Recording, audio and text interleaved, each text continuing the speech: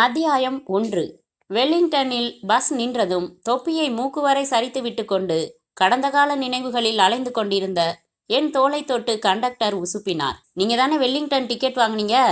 ஆமாம் என்றேன். பரபரப்பாக கேரியரில் செருகி வைத்திருந்த சூட்கேஸ், காலடியில் வைத்திருந்த ஷோல்டர் பேக் இவைகளுடன் கீழே இறங்கினேன். மாலை 4 மணி என்று என் வாட்ச் சொன்னதை பிடிவாதமாக சந்தேகிக்க வேண்டியிருந்தது. 2 கைகளையும் விரித்து கொண்டு இருள் ஓடி வந்து கொண்டிருக்க சக்கரவண்டி மிக்சர் கடையில் பெட்ரோமாக்ஸ் கொளுத்தி கொண்டிருந்தான். காற்று முகத்தில் விட்டுவிட்டு செல்லமாக பாக்ஸிங் பழக துவங்கியதில் சட்டை வயிற்றோடு ஒட்டிக்கொண்டு காலர்கள் விடுதலை கேட்டன. பறந்து விடாமல் தொப்பியை அழுத்தி வைத்து கொள்ள வேண்டியிருந்தது. மலைக்குன்றுகளுக்கு பனி கொசுவலை தைத்து போர்த்தி வைத்திருந்தது.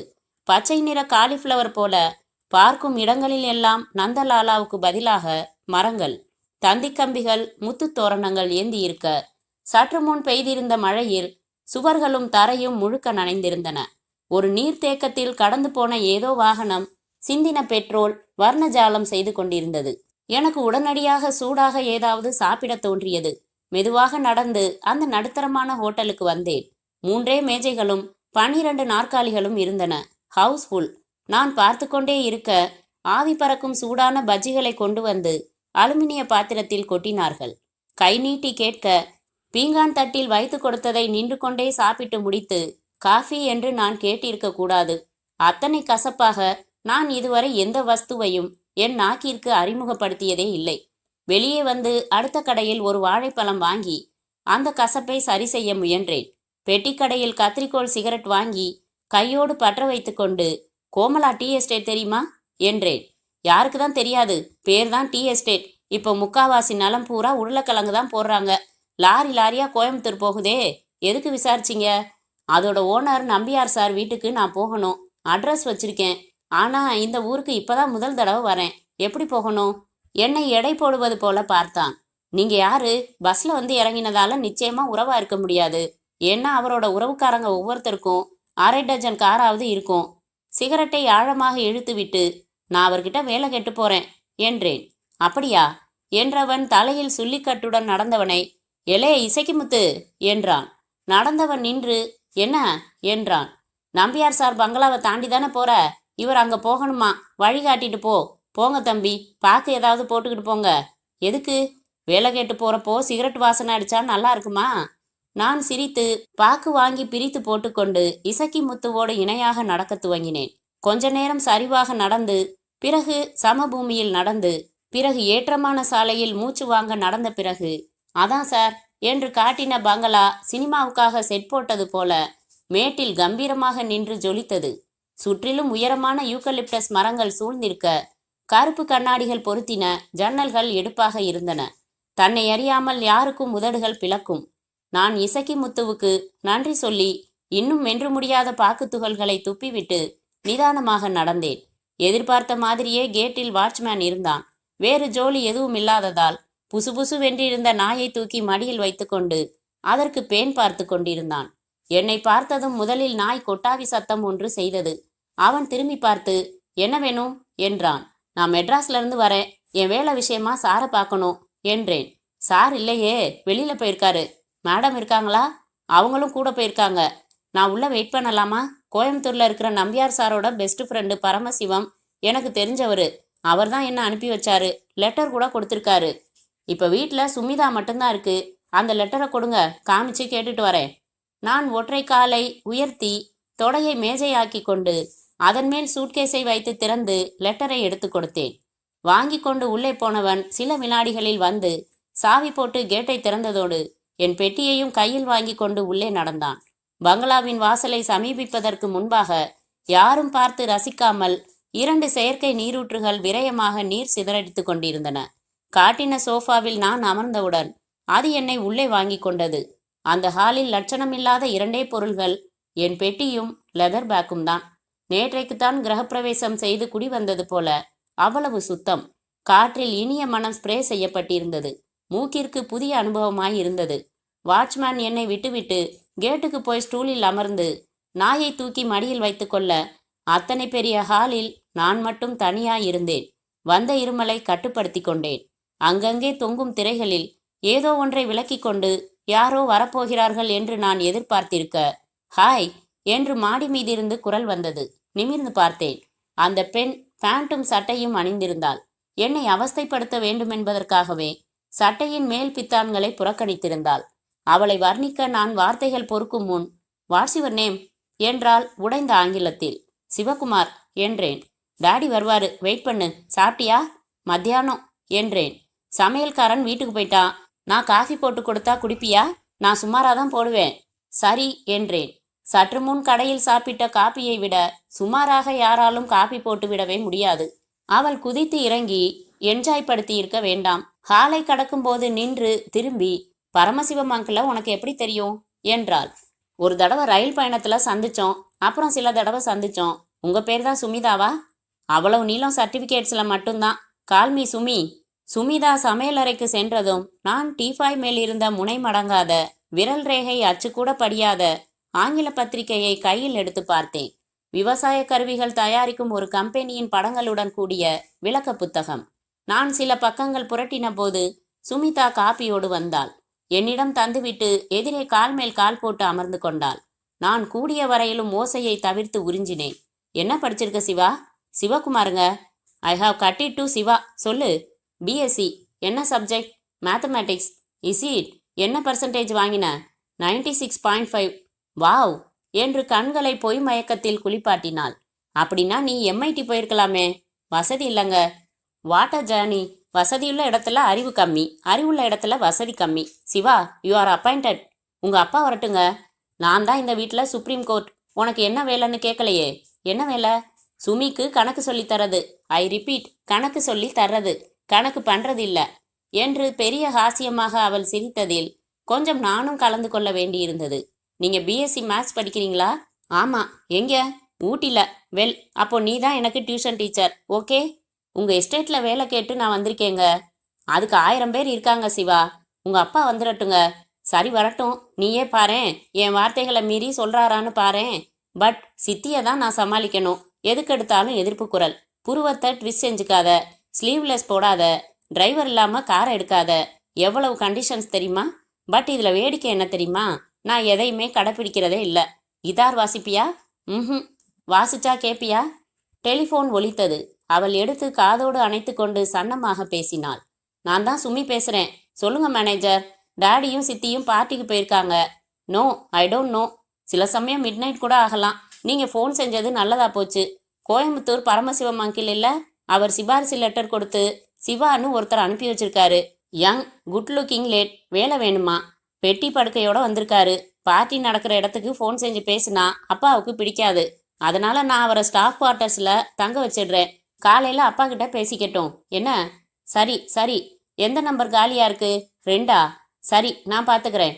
போனை வைத்தாள். சிவா, டாடி வர லேட் ஆகும். நீ 2ஆம் நம்பர் ஸ்டாஃப் குவார்ட்டர்ஸ்ல தங்கிக்கிறேன். காலையில அப்பாவை பாக்குறேன் என்று எழுந்து கொண்டு சிரித்தேன். கற்பூரம் என்றாள். வாட்ச்மேனை கூப்பிட்டு சொல்றேன், அவன் எடுத்துட்டு வருவான் பெட்டிய. உனக்கு கார் டிரைவிங் தெரியுமா? லைசன்ஸ் இருக்கு. அப்ப இன்னும் நல்லதா போச்சு. Roller skating? ம். இஃப் யூ ஆர் இன்ட்ரெஸ்டட், நான் கத்துத்தரேன். நான் நடந்து செல்வதை அவள் பார்த்து கொண்டே நிற்பதை முதுகில் உணர்ந்தேன். அத்தியாயம் 2. முன்னாளில் ஒரு மழைக்கால மாலையில் காற்றில் குளிர் ஏகமாயிருந்தது. அலைகள் ரொட்டி கவ்வுதல் போட்டி நடப்பது போல எம்பி எம்பி குதித்து கொண்டிருந்தன. வானம் மழை மேகங்கள் சுமந்து சகதியாக இருந்தது. கடற்கரையில் கூட்டம் குறைந்து கொண்டே இருந்தது. காற்று மணலை தூவி தூவி 1 கோடி பாத அச்சுக்களுக்கு போர்வை போர்த்த முயற்சித்து கொண்டிருந்தது. மழை வர மாதிரி இருக்கு விஜய் என்றாள் அனிதா. படகு மறைவில் ஒரு கையை மணலில் ஊன்றி சாய்ந்து அமர்ந்திருந்த விஜயின் மடியில் கவிழ்ந்து படுத்திருந்தாள் அவள். அவள் முதுகு முழுக்க பரவி இருந்த அவளின் கூந்தலை அவன் மறுக்கை அலைந்து கொண்டிருந்தது. ஜாக்கெட்டுக்கும் புடவை கட்டலுக்கும் நடுவில் 10 அங்குலத்திற்கும் மேலாக பளீர் என்ற இடுப்பு பிரதேசம் தெரிய, நடுமுதுகில் விழுந்த பள்ளத்தில் துகள் துகளாக கொஞ்சம் மணல் ஒட்டி கொண்டிருந்தது. விஜய் என்று அவன் தொடையில் கிள்ளினாள். மழை வர மாதிரி இருக்குன்னு சொன்னேன். சரி. சரின்னா வேற என்ன சொல்லணும்? திரும்பி பாருங்க, எல்லாரும் போயாச்சு. நாம 2 பேர் மட்டும்தான் இங்க உட்காந்துருக்கோம். அதனால என்ன? இப்ப மழை அடிச்சதுன்னா ஒதுங்க கூட இடம் இல்ல. முழுக்க நனைஞ்சிருவோம் விஜய். நனையலாம். நனைஞ்சா சுகம். ரெட்டை சுகம். அது என்ன ரெட்டை? நனையிறது சுகம், நனையறவங்கள பாக்குறது இன்னொரு சுகம். சி படவா. நிஜமாவே நனையலாமா அனிதா? உங்களுக்கு என்னமோ ஆயிடுச்சு. ஆமா, உன் மேல கட்டுக்கடங்காத காதல் ஆயிடுச்சு. ஒரு நாளைக்கு 100 தடவை சொல்லிடுறீங்க. ஒவ்வொரு தடவை சொல்றப்பவும் 1 மடங்கு அதிகமாகுது அனிதா. இதெல்லாம் டேப் பண்ணி வச்சிருக்கணும் விஜய். எதெல்லாம்? காதல் ஜுரத்துல நீங்க உளறதையெல்லாம் டேப் பண்ணி நாளைக்கு நமக்கு கல்யாணமாகி எப்பயாவது பிரச்சனை வந்து நீங்க கோபமா இருக்கிறப்ப போட்டு காட்டணும். சாச்சா, நமக்குள்ள பிரச்சனையே வராது அனிதா. ஒரு பேச்சுக்கு தானே. ஒரு பேச்சுக்கு கூட வராது. அப்படியே வந்தாலும் அத்தனை தடவையும் விட்டு கொடுக்குறவன் நானா தான் இருப்பேன். ஏன் அப்படி? 2 காரணம். 1, பொண்டாட்டிக்கு விட்டு கொடுக்கறது தனி சுகம். 2, உன்னை என்னால கோச்சுக்கவே முடியாது. நிஜமா? நிஜமா. நீ எது செஞ்சாலும் என்னால கோச்சுக்கவே முடியாது Anitha. You don't know how much I love you. எல்லாம் தெரியும். சான்ஸே இல்லை. பிகாஸ் நான் உன்னை எந்த அளவுக்கு லவ் பண்றேன்னு எனக்கே தெரியாது. என்னோட சாதாரண கட்டுப்பாடுகளை எல்லாம் மீறி போயிட்ட விஷயம் ஆயிடுச்சு. ஒரு அனிச்சை செயல் மாதிரி ஆயிடுச்சு அனிதா. தித்திக்க தித்திக்க பேசிடுறீங்கப்பா. பேச்சோட சரிங்கிறியா? தெரியுமே, உங்க குறும்பும் தெரியுமே. ஐயோ, என்னாச்சு? மழை வந்தாச்சு விஜய், எந்திரிங்க. கைகளை கட்டிக்கொண்டு என்றான் பிடிவாதமாக.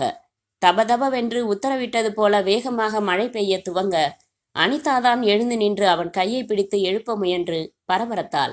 உட்கார்ந்த இடத்தை விட்டு இம்மி கூட நகராமல் அமர்ந்திருந்த விஜய் அவள் கையை பிடித்து வெடுக்கென்று இழுத்ததில் வெட்டின செடியாக அவன் மேல் அப்படியே சரிந்தாள் அனிதா. இமைகளை உயர்த்தி ஒருவரை ஒருவர் சரியாக பார்த்து கொள்ளக்கூட முடியாத அளவுக்கு வலுவான மழை. ரொம்ப மோசம்மா. எப்படியும் எழுந்து எங்கேயாவது ஒதுங்குறதுக்குள்ள நனைஞ்சிடுவோம். அதனாலதான் எந்திரிக்கல. நினைச்சதா சாதிச்சிட்டீங்க. பொய் சொல்லாத. உனக்கு இப்ப சுகமா இல்ல? இப்ப சுகமா இருக்கும், நாளைக்கு ஜுரமா இருக்கும். அதெல்லாம் ஒன்றும் ஆயிடாது. விஜய் அவளை அப்படியே அணைத்து கொள்ள முற்பட அவசரமாக விலகி அமர்ந்தாள். வேணாம், எல்லாம் மீறி போவீங்க. போனாதான் என்ன? அது சரி, நான் அனிதாங்கிற பொண்ணை காதலிக்கிறேன்னு அப்பா கிட்ட சொல்றதுக்கு இன்னும் பயமா? பேச்சு மட்டும் சினிமா அவசரம்தான். பயமெல்லாம் இல்லை அனிதா. ஒரு சரியான சந்தர்ப்பம் அமையல. அது எப்படி அமையாம போகும் விஜய்? 2 பேரும் ஒரே வீட்டில தானே இருக்கீங்க. ஒரே வீட்டில தான் இருக்கும். ஆனா சில சமயம் 4 நாள் கூட அவரை பார்க்க முடியாம போயிடும். இந்த கதை தானே வேணாம். நிஜமாதான் அனிதா. அப்பா முந்தி மாதிரி இல்ல, ரொம்ப பிஸி ஆயிட்டாரு. தமிழ்ல 3 படம் ஒரே நேரத்துல டைரக்ட் செய்யறாரு. தெலுங்கு படம் 1, சொந்த தயாரிப்பு வேற. ஷூட்டிங், டிஸ்கஷன், எடிட்டிங்னு பம்பரம் மாதிரி சுத்திக்கிட்டு இருக்காரு. வீட்டுக்கு அவர் தூங்குறதுக்காக மட்டும்தான் வராரு. 1 மணி 2 மணி ஆயிடுது தினம். ரொம்ப டயர்டா வருவாரு. அந்த நேரத்துல நம்ம காதலை பத்தி ஆரம்பிக்க முடியுமா அனிதா? உங்க அப்பா சம்மதிச்சிடுவார் தானே விஜய்? நிச்சயமா. காதலை விதவிதமா படம் எடுக்கிறவரு. அது மக்களுக்காக, வியாபாரத்துக்காக. சொந்த வாழ்க்கைன்னு வரப்பதான் உண்மையான அபிப்பிராயங்கள் தெரியும். அவர் சம்மதிச்சிடுவாரு. ஒருவேளை சம்மதிக்கலன்னா? அதுக்கு இடமே இல்லை. சம்மதிக்கலன்னா என்ன செய்யறது? ஓடி போய் கல்யாணம் செய்துக்கிறது. அவள் அமைதியானாள். மழை தொடர்ந்து கொண்டிருந்தது. என்ன மௌனமாயிட்ட அனிதா? எனக்கு ஓடி போய் கல்யாணம் செய்துக்கிறதுல இஷ்டம் இல்லைங்க. ஏன்? வேணாம். அது வேணவே வேணாம். பெரியவங்க சம்மதத்தோட, அவங்க ஆசீர்வாதத்தோட நம்ம வாழ்க்கையை ஆரம்பிக்கணும். அப்படித்தான் நடக்க போகுது அனிதா. நீ வற்புறுத்தி கேட்டதால சொன்னேன். சரி விடு, சீக்கிரம் நான் எங்க அப்பா கிட்ட மேட்ரை ஓபன் பண்ணிடுறேன். உன்னை அழைச்சிட்டு போய் அறிமுகப்படுத்துறேன். ஓகே? மழை லேசா குறைஞ்சிருக்கு, போயிடலாம். நேரமாச்சு விஜய். மழை பெஞ்சாதான் என்ன? முழுக்க நனைஞ்சாச்சு, அப்புறம் என்ன? இருவரும் எழுந்து கைகோர்த்து மணல் மிதித்து நடந்தார்கள். விஜய் தனது காரில் அவளை ஏற்றிக்கொண்டு உடைகளை பிழிந்து டவல் எடுத்து லேசாக தலை மட்டும் துவட்டி கொண்டு ஓட்டினான். அவளை வழக்கமான இடத்தில் இறக்கி விட்டுவிட்டு தன் வீட்டின் போர்ட்டிகோவில் காரை நிறுத்தி உள்ளே வந்தபோது ஹாலில் அமர்ந்திருந்த அப்பா டெலிபோனில் பேசிக் கொண்டிருந்தவர் இவனை தன் அருகில் வரும்படி சைகை செய்தார். என்ன டாடி என்றான். பேசி முடித்து ரிசீவரை வைத்துவிட்டு திரும்பின சாரதி, என்ன இது இப்படி நனைஞ்சு வந்திருக்க விஜய் என்றார். மழைப்பா. அது தெரியுது, கார்ல தானே போன? ஆமா, பீச் போயிருந்தேன். காருக்கு திரும்புறதுக்குள்ள நனைஞ்சிட்டேன். பீச்சுக்கா? தனியாவா போன? சொல் விஜய், உண்மையை சொல். சரியான சந்தர்ப்பம் இது. ஆமாப்பா. தயக்கம். வழக்கம் போல வந்துவிட்ட சனியன் பிடித்த தயக்கம். சாரதி சற்று நேரம் அவனை அமைதியாக பார்த்து, விஜய், 17 வருஷமா நான் டைரக்டர். உண்மைக்கும் நடிப்புக்கும் நல்லாவே வித்தியாசம் கண்டுபிடிக்க முடியும். இதோ பாரு, என்கிட்ட பொய் வேணாம் என்ற போதாவது சொல்லலாம். ஆனால் விஜய் எச்சில் விழுங்கினான். ஏற்பட்ட அமைதியை ராஜ் கலைத்தான். டாடி, இந்த ட்ரெஸ் எனக்கு எப்படி இருக்கு? சாரதியின் கடைசி பையன் 8 வயது ராஜ் பைலட் ஆபீசரை போல சிறிய சைஸில் தைக்கப்பட்டிருந்த யூனிஃபார்ம் அணிந்து வந்து அவர் எதிரே நின்றான். விஜய்க்கு ஒரு அண்ணன், தேவப்பிரகாஷ், என்ஜினியர். லாஸ் ஏஞ்சல்ஸில் குடும்பத்தோடு செட்டில் ஆகிவிட்டவன்.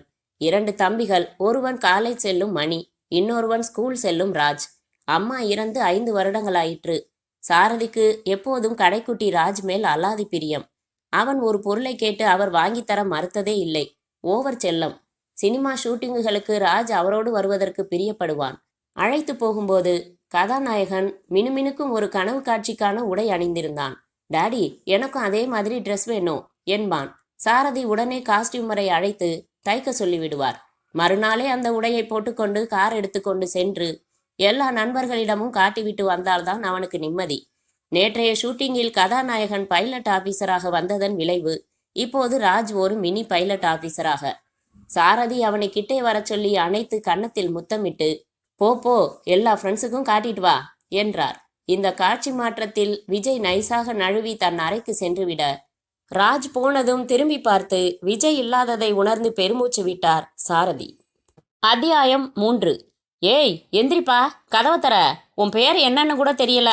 தம்பி தம்பி என்று வாட்ச்மேனின் குரல் கனவில் ஒலிப்பது போல ஒலித்து பிறகு புரிந்து நான் அவசரமாக படுக்கையை விட்டு எழுந்தேன். அந்த சிறிய ஸ்டாஃப் குவார்ட்டர்ஸின் ஜன்னல் வழியாக தெரிந்த வானம் விளக்கெண்ணெய் குடித்திருந்தது.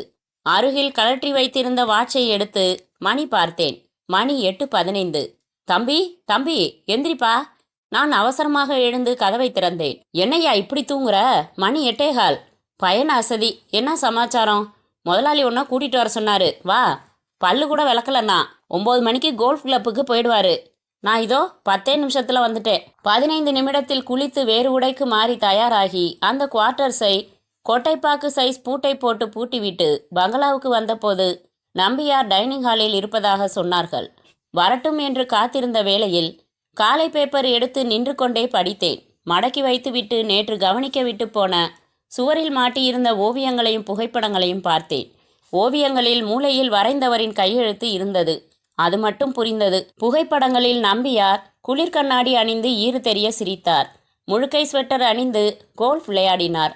வலது கையின் ஆட்காட்டி விரலில் ஒரு கிளியை உட்கார வைத்து தடவி கொடுத்தார். தன் மனைவியின் தோளில் கை போட்டு கொண்டிருந்தார். அவர் மனைவியை பார்த்தபோது எனக்கு புன்சிரிப்பு வந்தது. ஹாய். குரலுக்கு திரும்பினேன். சுமிதா.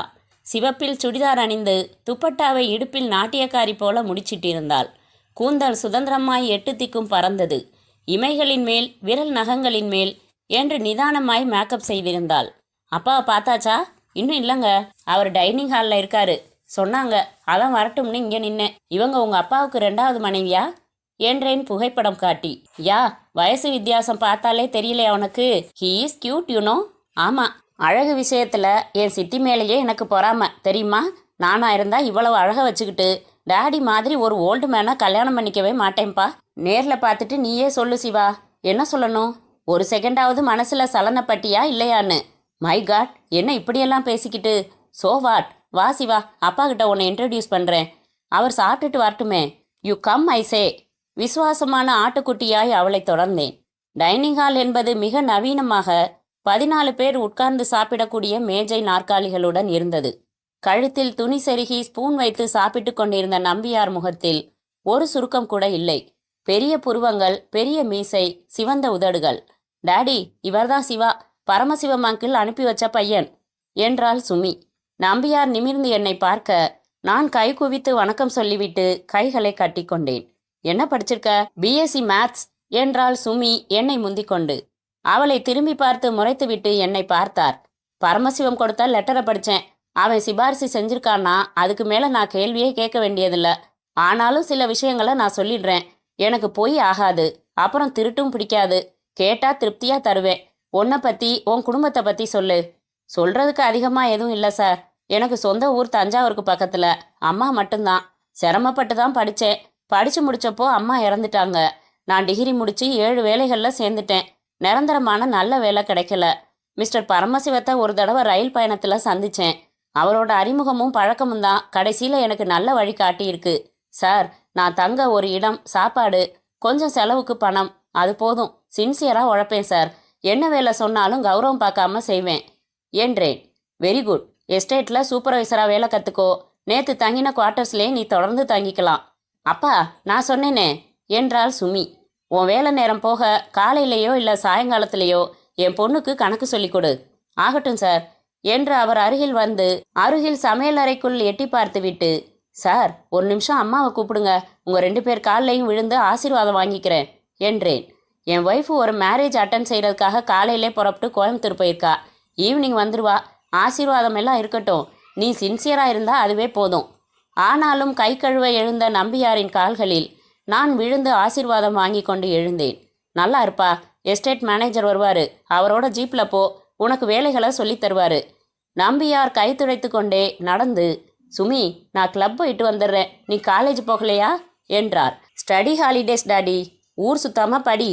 நம்பியார் காரில் சென்ற பிறகு நான் அங்கேயே நிற்பதா இல்லை என் குவார்ட்டர்ஸுக்கு செல்வதா என்று புரியாமல் நின்று கொண்டிருக்க, சிவா வெல்லிங்டன் நீ முதல் முறையாக வந்தியா என்றாள் சுமி. ஆமாம். அப்படின்னா வா, ஒரு ரவுண்டு போகலாம். சைட் சீயிங் எவ்வளவு இருக்கு தெரியுமா? எஸ்டேட் போகணும், மேனேஜர் வருவார். அவர் பேங்க்கெல்லாம் போயிட்டு 11 மணிக்கு தான் வருவார். அதுக்குள்ளே வந்துடலாம். Come, I have a little car. சற்று நேரத்தில் அவள் கார் ஓட்ட நான் அவள் அருகில் காலாட்டி கொண்டு அமர்ந்திருந்தேன். கைகளை கட்டி இருந்தேன். உங்கள் அப்பாவுக்கு எவ்வளவு சொத்து இருக்குங்க என்றேன். எனக்கு தெரியாது, எஸ்டேட் பிஸ்னஸில் குவிக் மணியாமே. 5 வருஷம் முன்னாடியெல்லாம் இவ்வளவு வசதி கிடையாது சிவா. உனக்கு டைரக்டர் சாரதியா தெரியுமா? பாப்புலர் டைரக்டர்னு தெரியும், செத்து போயிட்டார்னு தெரியும். அவர்கிட்ட எங்கள் அப்பா மேனேஜராக வேலை பார்த்துருக்காரு. அந்த சமயத்தில் தான் அவர் சாவு. ரொம்ப கொடுமை இல்லை? எது, பையனே அப்பாவை சுட்டு கொள்வது கொடுமை இல்லையா? நமக்கே அது இறங்கு.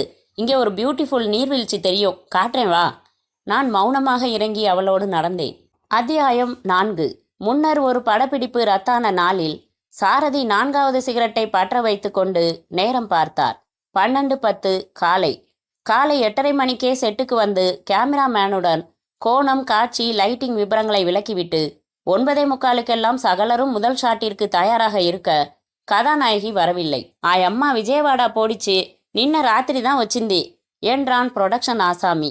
அதெல்லாம் எனக்கு தெரியாது. 10:30 மணிக்கு ஃபர்ஸ்ட் ஷாட்டு எடுத்தாகி இருக்கணும். ஹீரோவை கெஞ்சி கூத்தாடி 2 நாள் கால் ஷீட் வாங்கியிருக்கோம். நாளன்னைக்கு வெளிநாடு புறப்படுறாரு. அதுக்குள்ள காம்பினேஷன்ல 26 ஷாட் எடுத்தாகணும். பரபரப்பாக கத்தினார் சாரதி. ஏற்கனவே கார் அனுப்பிச்சிட்டேன் சார், ஃபோனும் போட்டுட்டேன், ரெடியாகிட்டு இருக்கிறதா சொல்லிட்டாங்க. எனி மினிட் வந்துருவாங்க. காஸ்டியூம் கூட வீட்டுக்கே அனுப்பியாச்சு. வந்ததும் தேங்காய் உடைச்சிடலாம். அனைவரும் காத்திருந்தார்கள். ஹீரோ மரத்தடியில் 7 நாற்காலிகளை போட்டுக்கொண்டு சிகரெட் புகை மேகத்திற்கு நடுவில் நண்பர்களோடு அரட்டை அடித்து கொண்டிருக்க கேமராமேன் சாய்ந்தமர்ந்து புத்தகம் படித்தார். கதாநாயகனின் தங்கைக்கு ரத்தமாய் லிப்ஸ்டிக் போட்டு கண்களில் கர்ச்சி போட்டு உறங்கிக் கொண்டிருக்க சாரதிக்கு எரிச்சல் ஏறிக்கொண்டே போனது. 10:30 தாண்டி 11 தாண்டி 11:30 தாண்டி 12. இப்போது 12:10. இன்னும் கொஞ்ச நேரத்தில் லஞ்ச் பிரேக். சார் உங்களுக்கு ஃபோன். சாரதி எழுந்து சென்றார். ஹலோ சாரதி, டைரக்டர் சாரதி தானே? ஆமாம் சொல்லுங்க. நான் வெளிச்ச நிலவு பத்திரிகை ராமசாமி பேசுகிறேன். குரல் தெரியுது, சொல்லுங்க. பேட்டினா இப்போ வேணாம். இல்லை, ஒரு பர்சனல் மேட்டர். நாளைக்கு வீட்டுக்கு வாங்க. உங்களோட பர்சனல் மேட்டர் சொல்லி தொலைங்கலையா? நான் ஹோட்டல் ரெட் ஸ்டார் இருக்குது இல்லையா, அதுக்கு எதிரில் ஒரு பப்ளிக் பூத்தில் இருந்து பேசுகிறேன். கொஞ்சம் முன்னாடி ஹோட்டலுக்குள்ளே உங்கள் பையன் விஜய் போனார். Room number 116 நுழைஞ்சாரு. அவர் தனியாக போகலை, கூட ஒரு பொண்ணோட போனார். அதுவும் இடுப்பில் கை போட்டு ரொம்ப உரிமையோடு போனார். சினிமாக்காரர் பையன்னா பலதும் இருக்கும். ஆனால் நீங்கள் இந்த விஷயங்களில் ரொம்ப கண்டிப்பானவர். உங்ககிட்ட இந்த செய்தியை சொல்லி வைக்கிறது நல்லதுன்னு எனக்கு பட்டுச்சு, அதான் கூப்பிட்டேன். அவர் தகவல் சொல்லிக்கொண்டே வர சாரதியின் முகம் சிகப்பேறி கொண்டே போனது. தேகம் முழுக்க சூடேறியது. லொடக்கென்று ரிசீவரை வைத்தார். செட்டுக்கு வந்தார். பேக்கப் என்று நரம்புகள் அதிர கத்தினார். நேராக தன் காருக்கு சென்றார். சற்று தள்ளி மரத்தடியில் நின்றிருந்த டிரைவர் அவசரமாக ஓடி வருவதற்குள் காரை ஸ்டார்ட் செய்து புறப்பட்டார் சாரதி. அனிதா, ஏதாச்சும் ஸ்வீட் கொண்டார சொல்லி சாப்பிடலாமா என்றான் விஜய். ஹோட்டல் அறையின் அகலமான கட்டிலில் முதுகுக்கு தலையணை கொடுத்து சாய்ந்து அமர்ந்திருந்தான். அருகில் இருந்த மேஜைக்குண்டான நாற்காலியில் அமர்ந்திருந்த அனிதா தன் விரல்களில் நெட்டி முறித்தாள். கேட்டேன் இல்ல, இப்போ எதுக்கு ஸ்வீட்? ஒரு நல்ல காரியம் ஆரம்பிக்க போகிறோம், ஸ்வீட்டோட ஆரம்பிக்கலாமே. சீ, என்ன சீ? இங்கே வந்து என் பக்கத்தில் உட்காரு. ஏன்? எனக்கு ஒரு மாதிரியா இருக்கு விஜய். நான் இன்னும் தொடவே இல்லையே அனிதா. ப்ளீஸ் வேணாமே, போயிடலாமா? முறையாக கல்யாணத்துக்கு அப்புறம் ஆரம்பிக்கலாமே விஜய். அது சரி, உங்ககிட்ட பர்மிஷன் வாங்கிட்டு தானே ரூம் புக் செஞ்சேன். இப்போ ஜகா வாங்கினா எப்படி? அன்னைக்கு தியேட்டர் இருட்டில் ஒரு மாதிரி என்னை மூடுக்கு கொண்டு வந்துட்டு கேட்டீங்க. நானும் அசட்டுத்தனமாக சரின்னு சொல்லிட்டேன். இப்போ என்ன, அதே மாதிரி உன்னை மூடுக்கு கொண்டு வரணும், அவ்வளவுதானே என்று எழுந்து அவளை சமீபித்தான். அனிதா எழுந்து கொள்ள ஆர்வமாக அணைத்த போது அரைக்கதவு தட்டப்பட்டதும் அவசரமாக பிரிந்தனர். ராஸ்கல், ரூம் பையனை டிஸ்டர்ப் பண்ணக்கூடாதுன்னு சொல்லிட்டு தான் வந்தேன். திட்டிக்கொண்டே கதவை திறந்த விஜய் அதிர்ந்தான். இடுப்பில் கை வைத்து சாரதி நின்று கொண்டிருந்தார். அனிதா அவசரமாக புடவை தலைப்பை சரி செய்து கொண்டாள். இவ்வளவு தூரம் வந்துட்டியா நீ? அப்பா, நீங்கள் நினைக்கிற மாதிரி நான் கீழ்த்தரமான ஆள் இல்லை. நானும் அவளும் காதலிக்கிறோம். சும்மா ஜாலியாக பேசிக்கிட்டு இருக்கலாம்னு பொலேர் என்று அறைந்தார் சாரதி. மௌனமாக நின்ற அனிதாவை முறைத்து பார்த்தார். புறப்படு, வீட்டில் போய் பேசிக்கலாம் என்று உரிமை விட்டு வேகமாக நடந்தார் சாரதி. கைகளை கட்டிக்கொண்டு அப்பாவை ஸ்திரமாக முறைத்தான் விஜய். 1000 இருந்தாலும் ஒரு வயசு பையனை நீங்கள் கை நீட்டி அரைஞ்சிருக்க கூடாது. அதுவும் கட்டிக்க போகிற பொண்ணு முன்னால. சி, வாயை கழுவிடா. முதல்ல காதலிக்கிறானா? நல்ல ஆள் பிடிச்ச பாரு. அந்த பொண்ணு என்கிட்டே ஒரு தடவை நடிக்க சான்ஸ் கேட்டு வந்துச்சு. அது உனக்கு தெரியுமா? தெரியும். அனிதா எதையும் என்கிட்ட மறைச்சதில்ல. படித்த படிப்புக்கு வேலை கிடைக்கல, குடும்பத்தை காப்பாற்றியாகணும். காலேஜ் நாடகங்களில் நடித்த அனுபவம் இருக்குது. அதனால் சினிமாவில் நடிக்க முயற்சி செஞ்சுருக்கா. ஆனால் அதுக்குள்ளே டைப்பிஸ்ட் வேலை கிடச்சிடுச்சு. ஜாயின் பண்ணிட்டா. அதில் என்ன தப்பு? விஜய், இதோ பாரு, இதம்மா சொல்கிறேன். உன்னோட நன்மைக்காக சொல்கிறேன். அவள் நல்ல பொண்ணில்ல. அவளை கூப்பிட்டு நானே பேசுகிறேன். ஏதாச்சும் பணம் எதிர்பார்த்தாலும் கொடுத்து செட்டில் பண்ணிடலாம். அப்பா, உருமினான் விஜய். சிகரெட் பற்ற வைக்க கிழித்த தீக்குச்சியில் நெருப்பு மொட்டு நிற்க பற்ற வைக்காமல் அவனை பார்த்தார் சாரதி. நீங்கள் அவளை ரொம்ப கேவலமாக இன்சல்ட் பண்ணுறீங்க. அவள் என் மனைவியாக போகிறவ. Mind it. உங்கள் மருமக. நீ இதில் ரொம்ப தீர்மானமாக இருக்கியா விஜய்? 100%. நல்லா நிதானமாக யோசிச்சிட்டியா? 100 தடவை யோசிச்சாச்சு. அப்போ நான் சொல்கிறத எடுத்துக்கவும் மாட்டேன், ஓ முடிவை மாற்றிக்கவும் மாட்டேன். Double S. சாரதி எழுந்து மேஜையை திறந்து ஒரு கவர் எடுத்து வந்து அவன் எதிரே இருந்த டீபாய் மேல் போட்டார். அப்போ நானும் என் முடிவை தீர்மானமாக சொல்கிறேன் விஜய். விஜய் மௌனமாக நின்றான். நான் தொழில் பண்ணுற உலகம் சலனங்களுக்கும் சபலங்களுக்கும் உரித்தான உலகம்னாலும் என்னை பற்றி ப்ரொடியூசர்லேருந்து லைட் பாய் வரைக்கும், ஹீரோலேருந்து ஜூனியர் ஆர்டிஸ்ட் வரைக்கும் விசாரிச்சு பாரு. என் ஒழுக்கத்தை பற்றி யாராச்சும் ஒரு வார்த்தை தப்பாக சொன்னாலும் கூட நான் அந்த நிமிஷமே டைரக்ட் பண்ணுறதை விட்டுடுறேன். என்னை பற்றி ஒரு கிசுகிசு பத்திரிகைகளில் காட்டிட்டு பார்க்கலாம். அப்படி பேர் வாங்கியிருக்கிற எனக்கு நீ அதிகப்படியாக கௌரவம் சேர்க்கலனாலும் உள்ளதையும் கலைக்கிறேன்னு சொன்னால் எப்படி? நீ காதலிச்சதை கூட நான் தப்புன்னு சொல்லலை. ஆனால் அந்த பொண்ணு மேலே எனக்கு நம்பிக்கை இல்லை. Stop it daddy. எனக்கு அவளை தெரியும். இனிமேல் அவளை பற்றி ஒரு வார்த்தை தப்பாக பேசினாலும் நான் வெறி ஆயிடுவேன். கத்தினான் விஜய். ஷூ, ஏன் கத்துற? எனக்கு கௌரவம் முக்கியம். நீ உன் முடிவில் பிடிவாதமாக இருக்கிறதுனா இந்த வீட்டை விட்டு வெளியே போக வேண்டியிருக்கும். விஜய் பேண்ட் பாக்கெட்டுகளில் இருந்து கைகளை எடுத்து லேசாக தட்டி சிரித்தான். ஒன்றும் புதுசாக சொல்லிடல. உங்கள் படங்களில் வர்ற அப்பாக்கள் மாதிரியே தான் சொல்கிறீங்க. வசதியாகவே வாழ்ந்த பையனாச்சே, சொகுசுக்கு ஆசைப்பட்டு காதலை விட்டு கொடுத்துருவான்னு நினச்சிங்களா? நெவர். இப்படியே போகட்டுமா? மாற்று சட்டை மட்டும் எடுத்துக்கிட்டு போகட்டுமா? விஜய், ஒரு நிமிஷம் அந்த கவரை எடுத்து பாரு. விஜய் டீஃபாய் மேல் இருந்த கவரை எடுத்து உள்ளிருந்த காகிதங்களை வெளியில் எடுத்தான். அவை எதுவும் எழுதாத அரசாங்க பத்திரங்கள். புரியாமல் அவரை ஏறிட்டு பார்த்தான். என்னோட சொத்துக்களில் ஒரு பைசா கூட தேவையில்லைன்னு இன்னைக்கு வீராப்பா வசனம் பேச தயாராக இருப்ப நீ, அப்படித்தானே? ஷூர், என்னால் சுயமாக சம்பாரித்து குடும்பம் நடத்த முடியும். Very good. அப்படின்னா அந்த பத்திரிகைகளில் கையெழுத்து போட்டுட்டு போ. அதை உன் விடுதலை பத்திரமா நான் பயன்படுத்திக்கிறேன். சாரதி வேறு திசை பார்த்து கொண்டு பேசினார். அப்பா, நான் மறுப்பேன்னு நினச்சிங்களா? சாரி. அப்படின்னா நீங்கள் தோத்துட்டீங்க. சட்டென்று பேனா எடுத்த விஜய் அந்த பத்திரங்களில் கையெழுத்து போட ஆரம்பித்தான். அத்தியாயம் 5. அந்த பாறை பிரதேசத்தில் என் கால்களை மிகவும் எந்திரமாக ஊன்றிக்கொண்டு நிற்க வேண்டியிருந்தது. கொஞ்சம் அசந்தால் காற்று அலைக்காக தூக்கி அருகில் பள்ளத்தாக்கில் கடாசி விட்டு போய்விடும் போல் இருந்தது. சற்று தள்ளி நின்ற சுமிதா சோப்பு விளம்பரம் போல தன் மெல்லிய சிகப்பு துப்பட்டாவை அதன் இரு முனைகளை மட்டும் பிடித்து காற்றில் துடிக்க வைத்து கொண்டிருந்தாள். இந்த மாதிரி ஒரு படத்துல அமலா சேலையை பிடிச்சுக்கிட்டு ஓடுவா. பாத்திரிக்கையா சிவா? என்றேன். சேலை கட்டும் பெண்ணுக்கொரு வாசம் உண்டு, கண்டதுண்டா, கண்டவர்கள் சொன்னதுண்டா என்று இனிமையாகவே பாடினாள். பாட்டு கேட்டிருக்கேன் என்றேன். சுமி என் அருகில் வந்து, நிஜமாவா சிவா என்றாள். என்னது நிஜமாவா? வாசமுண்டா என்றாள் தலையை சாய்த்து என்னை பார்த்து. என்ன கேட்டா? அந்த சேலையை துவச்ச வேலைக்காரியை கேட்டா ஒருவேளை தெரியலாம். ஃபன்னி என்று இடுப்பில் கை வைத்து ஆகாயம் பார்த்து சிரித்தாள். I like you Siva. நாம சந்திச்சு இன்னும் 24 மணி நேரம் கூட ஆகல. So what? ஐ லைக் யூன்னு தானே சொன்னேன். ஐ லவ் யூ நான் சொன்னேன். பை த பை, இந்த பள்ளத்தாக்குக்கு என்ன பேர் தெரியுமா? என்ன? எல்எஃப் வேலி. அப்படின்னா லவ் ஃபெயிலியர் பள்ளத்தாக்கு. நாங்கள் ஃப்ரெண்ட்ஸு சூட்டினது. இங்கேருந்து இது வரைக்கும் 5 காதல் ஜோடிகள் குதித்து தற்கொலை செஞ்சுருக்காங்க. ஒரு பாடி கூட கிடச்சதில்ல.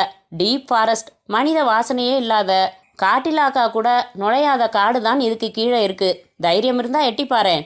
வேணாம், நான் வாழணும், நிறைய வேலை இருக்குங்க. முதல்ல இந்த மரியாதையை கழட்டு. வி ஆர் ஃப்ரெண்ட்ஸ், சுமின்னு கூப்பிடு, வா போன்னு சொல்லு. என்கிட்ட எதையும் மறைக்காத, ஓப்பனாக பேசு, எதை வேணாலும் பேசு. I am sportive. கொஞ்சம் உட்காரலாமா? சற்று தள்ளி ஒரு சமதள பாறையில் நான் அமர்ந்தேன். காற்று அலைக்கழிக்கும் அவள் கூந்தலின் உதிரிகள் என்மேல் உரசும் நெருக்கத்தில் அவள் அமர்ந்து கொண்டாள். நான் ஸ்மோக் பண்ணலாமா? உங்களுக்கு சாரி, உனக்கு அலர்ஜி இல்லையே? ம். நான் பற்ற வைத்து கொண்டேன். நான் கூட 2 தடவை ஸ்மோக் பண்ணியிருக்கேன் சிவா. அதில் அப்படி ஒன்றும் பிரமாதமான கிக்கு இல்லை. பயங்கரமான பொண்ணா இருப்பா போலிருக்கே. அனுபவங்கள் எல்லாம் ஆம்பளைங்களுக்கு மட்டுமேன்னு என்னால் ஒதுங்கி இருக்க முடியாது. நான் ட்ரிங்க் கூட பண்ணியிருக்கேன். யார் கூட உட்காந்துன்னு சொன்னா ஆச்சரியப்படுவ நீ. என் டாடி, சித்தி கூட. எஸ், எப்பயாவது அபூர்வமாக நாங்கள் 3 பேரும் உட்காந்து சாப்பிடுவோம். ஒரே ஒரு பெக்கு தான். சித்தியும் டாடியும் அடிக்கடி சாப்பிடுவாங்க. They go to night parties and all that. நீ ட்ரிங்க் பண்ணுவியா? நான் சிரித்தேன். என்ன சிரிக்கிற? அதை விட பெரிய போதையெல்லாம் பார்த்தாச்சு சுமி. என்ன அது? சொல்லேன் please. Drugs, stuffed cigarette, பெத்தடின் injection எல்லாம் பார்த்தாச்சு. விலகியும் வந்தாச்சு. ஏன் அதில் விழுந்த? ஏன் விலகின? விழுந்தது விரக்தியால், விலகினது வசதி இல்லாததால். அதெல்லாம் காஸ்ட்லி யூனோ. சுமி உடனே தன் கைப்பை திறந்து துளாவி ஒரு 500 ரூபாய் நோட்டை எடுத்து என் கையில் கொடுத்தாள். Siva, get me. எனக்கு அந்த மாதிரி சிகரெட் பிடிச்சு பார்க்கணும்னு ரொம்ப நாளாக ஆசை. கம்பெனி இல்லை, யாரை அப்ரோச் பண்ணுறதுன்னு தெரியல. விசாரி, தேடி பிடிச்சு வாங்கிட்டு வா. இன்னும் விலை அதிகமாக போனாலும் பரவாயில்ல, எனக்கு அந்த அனுபவம் வேணும் ப்ளீஸ். நான் அவளை சற்று ஆச்சரியத்தோடு பார்த்தேன். வித்தியாசமான பொண்ணு, அது இதுன்னு டயலாக் அடிக்காத. மைண்ட் இட், டாடிக்கு தெரியவே கூடாது. அனிதாவுக்கு என்றேன். ஹேய், என் சித்தி பேரு உனக்கு எப்படி தெரியும்? தெரியும், சாரி, நான் சித்தின்னு தான் சொல்லியிருக்கணும் என்றேன் நாக்கை கடித்து கொண்டு. அத்தியாயம் 6. முன்னர் ஒரு நள்ளிரவில் கை நீட்டி கட்டில் அருகே இருந்த இரவு விளக்கின் சுவிட்சை போட்டால் அனிதா. எழுந்து அமர்ந்தாள். போர்வைக்குள் படுத்திருந்தான் விஜய். அவன் மார்பு ரோமங்களில் 2 மல்லிகை இதழ்கள் சிக்கியிருந்தன. மீண்டும் படுத்துக்கொண்டவளை கை போட்டு அணைத்து கொண்டு, எனக்கு தூக்கம் போச்சு அனிதா, உனக்கு? எனக்கு இந்த 1 மாசமாவே தூக்கம் இல்லைங்க விஜய். ஏன்? மனசுல குழப்பம், எதிர்காலத்தை நினைச்சு பயம். லூசு, பயப்பட என்ன இருக்கு? தைரியமா உங்க அப்பாவை எடுத்து வீட்டை விட்டு வந்துட்டீங்க. நானும் சரின்னு சொல்லி பெங்களூர் வந்துட்டோம்.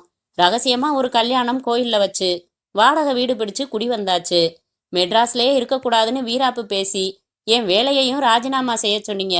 இப்ப நமக்கு கல்யாணமாகி 1 மாசம் ஆச்சு. 2 பேரும் வேலைக்கு அலையிறோம். கிடைச்ச பாடில்ல. கவலைப்படாதன்னா எப்படிங்க? அந்த சென்ட் கம்பெனில நாளைக்கு என்ன வர சொல்லியிருக்காங்க அனிதா. கிட்டத்தட்ட வேலை கிடைச்ச மாதிரி தான். 500 ரூபாய் சம்பளம். போதுமா? அட்ஜஸ்ட் பண்ணிக்கலாம் அனிதா. எத்தனை நாளைக்குங்க? நாளைக்கே என் வயத்துல ஒரு குழந்தை உருவாச்சுன்னா அப்புறம் எவ்வளவு செலவுகள் இருக்குன்னு யோசிச்சிங்களா? அதுக்காகத்தானே நீ தினம் மாத்திரை சாப்பிட்ற? அனிதா அவன் கன்னத்தை செல்லமாக வருடி கொண்டே கேட்டாள். நான் ஒன்று சொன்னா கோச்சுக்க மாட்டீங்களே, சொல்லு. என்னதான் கோபம்னாலும் அப்பா பிள்ளைங்கிற பாசம் விட்டு போயிடுமா? போய் பாருங்களேன். பார்த்து உதவி கேட்க வேணாம், கடன் கேட்க வேணாம். உங்க அப்பாவோட சொத்துக்கெல்லாம் நீங்க அண்ணன் தம்பிங்க 4 பேர் தானே வாரிசு. உங்களுக்கு 4ல் ஒரு பங்கு இருக்குல்ல, அதை பிரிக்க சொல்லி உரிமையோட கேளுங்க. 1 பைசா கூட வேணாம்னு ரோஷத்தோட புறப்பட்டது நினைவில்லையா? காதல் வேகத்துல எல்லாரும் செய்யறது தானே அது. இல்ல அனிதா, நான் அவர்கிட்ட கேட்க முடியாது, தரமாட்டாரு. அதை எப்படி தர முடியாதுன்னு சொல்றது? உங்களுக்கு ரைட்ஸ் இருக்குங்க, சட்டம்னு ஒன்று இருக்கு, வக்கீல்கள் இருக்காங்க. உத்தேசமா பார்த்தா கூட உங்க பங்குக்கு குறைச்சலா 25 லட்சத்துக்கு குறையாம கிடைக்கும் விஜய். விஜய் அமைதியாக இருந்தான். அவன் மீசையை பிடித்து இழுத்தாள். நேர்ல போக கூச்சமா இருந்தா இங்க இருந்தே முதல்ல ஒரு லீகல் நோட்டீஸ் விடலாம் விஜய். எதுவும் எடுப்படாத அனிதா. அதான் ஏன், நீங்க என்ன உங்க சொத்துல பைசா கூட வேணாம்னு விடுதலை பத்திரம் எழுதி கையெழுத்து போட்டா கொடுத்துருக்கீங்க? எச்சில் முழுங்கி விட்டு ஆமா அனிதா என்றான். என்ன சொல்றீங்க? ஆமா, நிஜமாவே நான் அப்படி ஒரு பத்திரத்துல கையெழுத்து போட்டு கொடுத்துட்டு தான் புறப்பட்டேன் அனிதா. அனிதா சட்டென்று விலகினாள். எழுந்து அறையின் பெரிய விளக்கை போட்டுக்கொண்டு அவனை நேராக முறைத்தாள். நிஜமாதான் சொல்றீங்களா? ஆமா. அறிவு இருக்கா உங்களுக்கு? யாரை கேட்டு இந்த காரியம் செஞ்சீங்க? அவள் வார்த்தைகளால் காயப்பட்ட விஜய் ரோஷம் கொப்புளிக்க எழுந்து, யார்கிட்ட பேசுறோம்னு புரியலையா அவனுக்கு? புருஷனை பார்த்து பேசுற பேச்சா இது? என் சொத்தை வேணாம்னு சொல்றதுக்கு யாரை கேட்கணும்னா? உனக்கு 3 வேளை சோறு போட என்னால முடியும், போடுறேன். நீ என்ன காதலிச்சியா, என் சொத்தை காதலிச்சியா என்றான் ஆவேசமாக. அனிதா இமைக்காமல் அவனையே வெறித்து பார்த்தாள். அத்தியாயம் 7. குவார்ட்டர்ஸின் கதவை உள்பக்கம் தாளிட்டு கொண்டேன். என் பெட்டியை திறந்து இன்லைன் லெட்டரும் பேனாவும் எடுத்தேன். எழுத துவங்கினேன். என் இனிய இதய தேவதை அனிதாவுக்கு உன் காதல் நாயகன் எழுதி கொண்டது. எத்தனை வருடங்களுக்கு பிறகு நாம் சந்திக்கிறோம். உன் எழில் மேலும் கூடியிருக்கிறதே ஒழிய குறையவில்லை. அதே போலவேதான் உன் மனதில் என் மீதிருக்கும் அன்பும் என்பதை நான் புரிந்து கொண்டு விட்டேன். அன்று நாம் காதல் பறவைகள். ஆனால் இன்று நீ இல்லறம் எனும் கூண்டில் அடைக்கப்பட்ட வீட்டுக்கிளி. இன்னொருவனுக்கு உரிமையானவள். என்னை பார்த்து மிரள்வாய் என்று நினைத்தேன். ஆனால் மகிழ்ந்தாய். என்னோடு பேசவே தயங்குவாய் என்று நினைத்தேன். ஆனால் பேசினாய். அதே உரிமையான பேச்சு. ஆனால் அதற்குள் உன் கணவர் வந்துவிட்டார். மறுபடி ரகசியமாக சந்தித்து பேசலாம் என்று நீ அவசரமாக சொல்லிவிட்டு போன வார்த்தைகள் என் மனதில் பத்திரப்படுத்தப்பட்டு விட்டன. அந்த தங்க நாளின் வைர நிமிடங்களுக்காக நான் ஏக்கத்துடன் காத்திருக்கிறேன். பட்டுப்போன நம் காதல் மீண்டும் துளிர் விடட்டும். அது சமூக நியாயங்களுக்கு முரண்பாடுதான். பரவாயில்லை. விதிகள் இருக்கும் இடங்களில் எல்லாம் விதிவிலக்குகளும் உண்டு. உன் பதில்தான் நம் சொர்க்க பயணத்திற்கு விசா. உன்னுடைய நான். எழுதி முடித்ததை ஒருமுறை படித்து பார்த்தேன். மடக்கி ஒட்டினேன். பாக்கெட்டில் வைத்துக்கொண்டு வெளியே வந்தேன். நடந்தேன். அந்த கடிதத்தை போஸ்ட் பாக்ஸில் போட்டுவிட்டு பங்களாவுக்கு திரும்பிய போது வாசலில் புதிய கார் நின்றிருந்தது. புல்வெளியில் நாய்க்குட்டியுடன் ஓடிப்பிடித்து விளையாடி கொண்டிருந்த சுமி என்னை பார்த்து சொன்னாள், சிவா, மம்மி வந்தாச்சு. நான் பங்களாவுக்குள் நிதானமாக நடந்தேன். டெலிவிஷன் எதிரே ஆடும் நாற்காலி மெதுவாக ஆடியது. டெக்கு இயங்கி விடியும் வரை காத்திரு படம் ஓடிக்கொண்டிருந்தது. நம்பியாரின் இரண்டாவது மனைவி சுமிதாவின் சித்தி அனிதா அமர்ந்து கவனமாக படம் பார்த்து கொண்டிருந்தாள். வணக்கம்மா என்றேன். வணக்கம் என்று திரும்பினவள் ஃப்ரீஸ் ஆனாள். நான் அமைதியாக நின்றேன். நீங்க ஐயோ, என்னங்க இது? வேலைக்காரனுக்கு மரியாதை எல்லாம் கொடுத்துக்கிட்டு நீனே சொல்லுங்கம்மா. விஜய். சாச்சா, என் பேர் சிவகுமார்.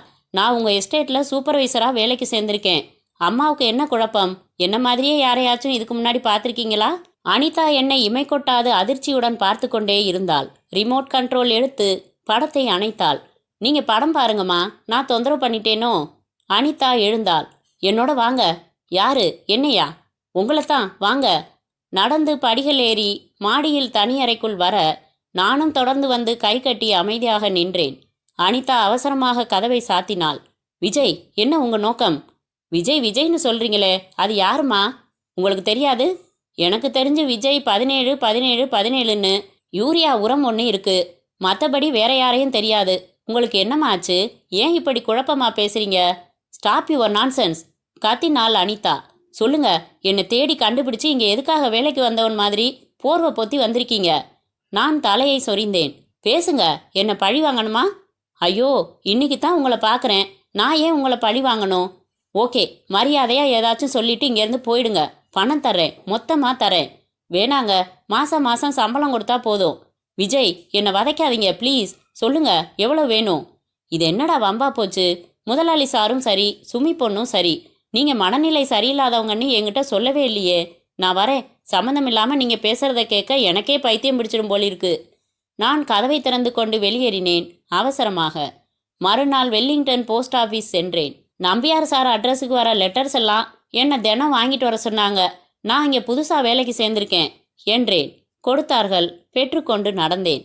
நான் நேற்று போஸ்ட் செய்த கடிதம் டெலிவரி சீல் குத்தப்பட்டு மற்ற கடிதங்களுடன் இருந்தது. அதை மட்டும் தனியாக எடுத்து பாக்கெட்டில் வைத்துக்கொண்டு பங்களாவுக்கு நடந்தேன்.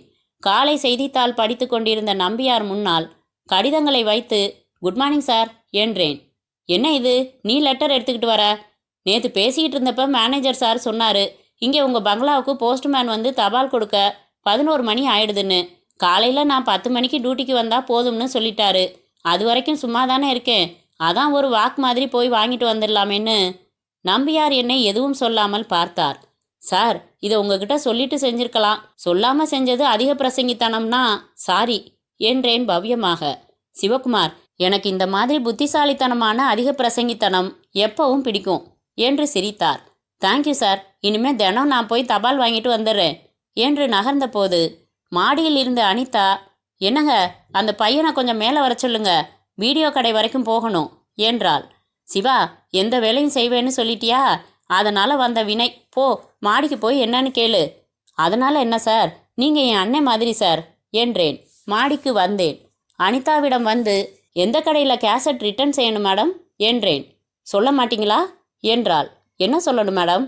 எதுக்காக இந்த வேஷம்? எந்த வேஷம்? இந்த வேலைக்கார வேஷம், விசுவாச வேஷம். எனக்கு எதுவுமே புரியலை மேடம். இதை பாருங்க விஜய், நம்ம 2 பேருக்கும் கல்யாணம் நடந்தது ரொம்ப ரகசியமான விஷயம். ரெஜிஸ்டர் பண்ணலை, ஃபோட்டோ எடுக்கலை. கோயிலில் நீங்கள் தாலி கட்டினப்ப சாட்சிக்கு ஒரு காக்கா கூட இல்லை. நான் உங்களை காதலிச்சப்பவும் சரி, ஒரு ஃபோட்டோ கூட சேர்ந்து எடுத்துக்கிட்டதில்ல. அதனால உங்ககிட்ட எந்த ஆதாரமும் இல்லை. இப்போ நான் அமைதியாக என் வாழ்க்கையை செட்டில் பண்ணிட்டேன். என் புருஷன்கிட்ட நம்ம மேட்ரை சொல்லி அதை கெடுக்கலாம்னு நினச்சி வந்திருந்தா பாவம் நீங்கள் ஏமாந்து போயிடுவீங்க. புரிஞ்சுதா? நான் அமைதியாக இருந்தேன். மெதுவாக சொன்னேன், நான் விஜய் இல்லை, என் பேர் சிவகுமார். அத்தியாயம் 8. முன்னர் ஒரு அதிகாலையில். விஜய் புரண்டு படுத்தபோது கையை தூக்கி அனிதா மேல் போட முயன்று கை தலையணை மேல் விழுந்ததில் விழித்து கொண்டான். கட்டிலில் அவன் அருகில் அனிதா இல்லை.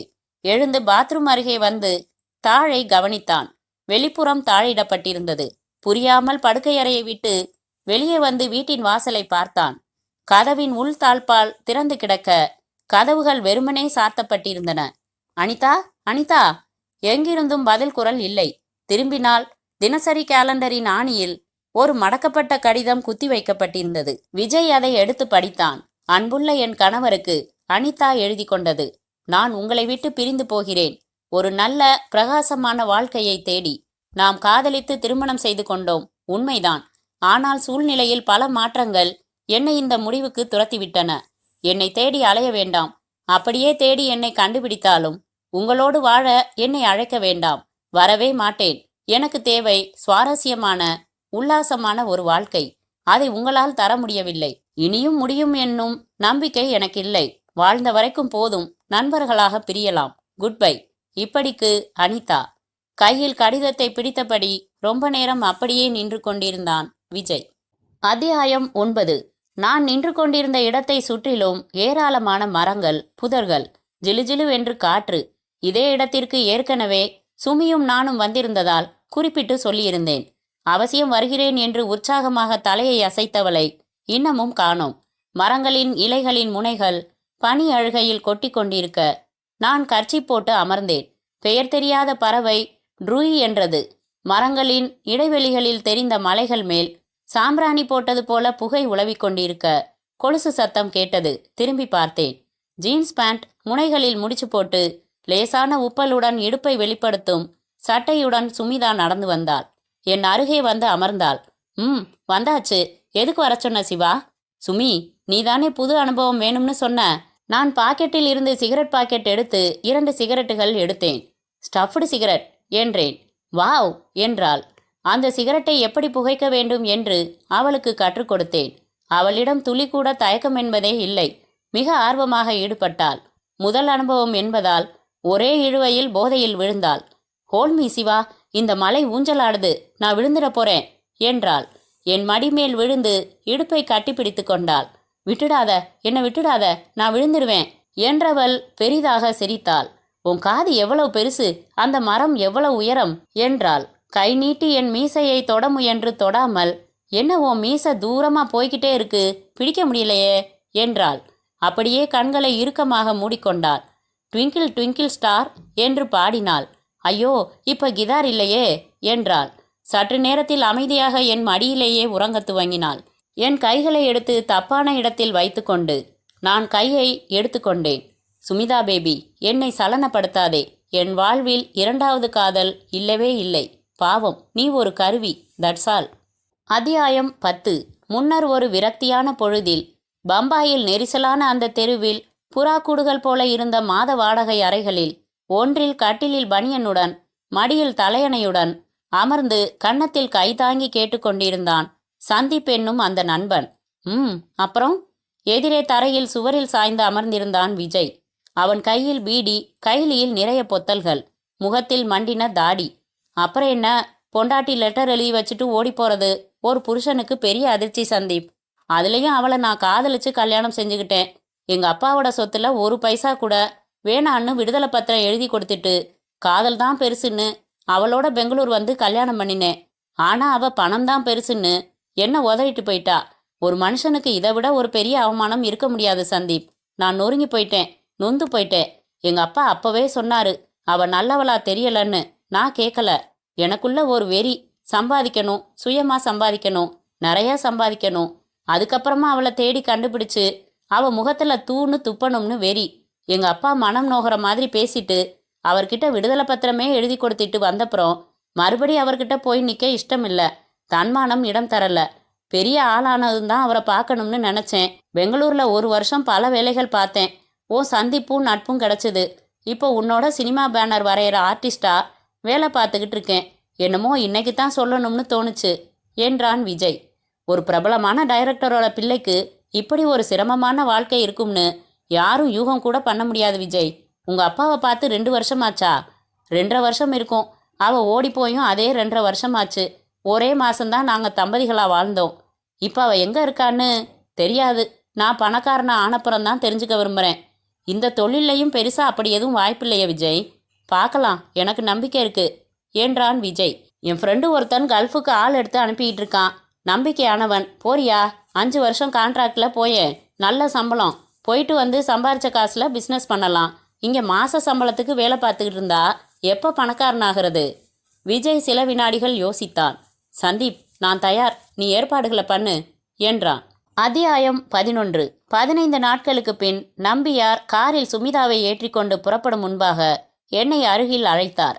சிவகுமார், நானும் சுமிதாவும் கோத்தகிரி போகிறோம். ராத்திரி 9 மணிக்கு வந்துடுவோம். நீ இன்னைக்கு எஸ்டேட்டுக்கு போக வேணாம். மேடத்துக்கு தலைவலி, அதனால் அவங்க ஃபங்க்ஷனுக்கு வரல.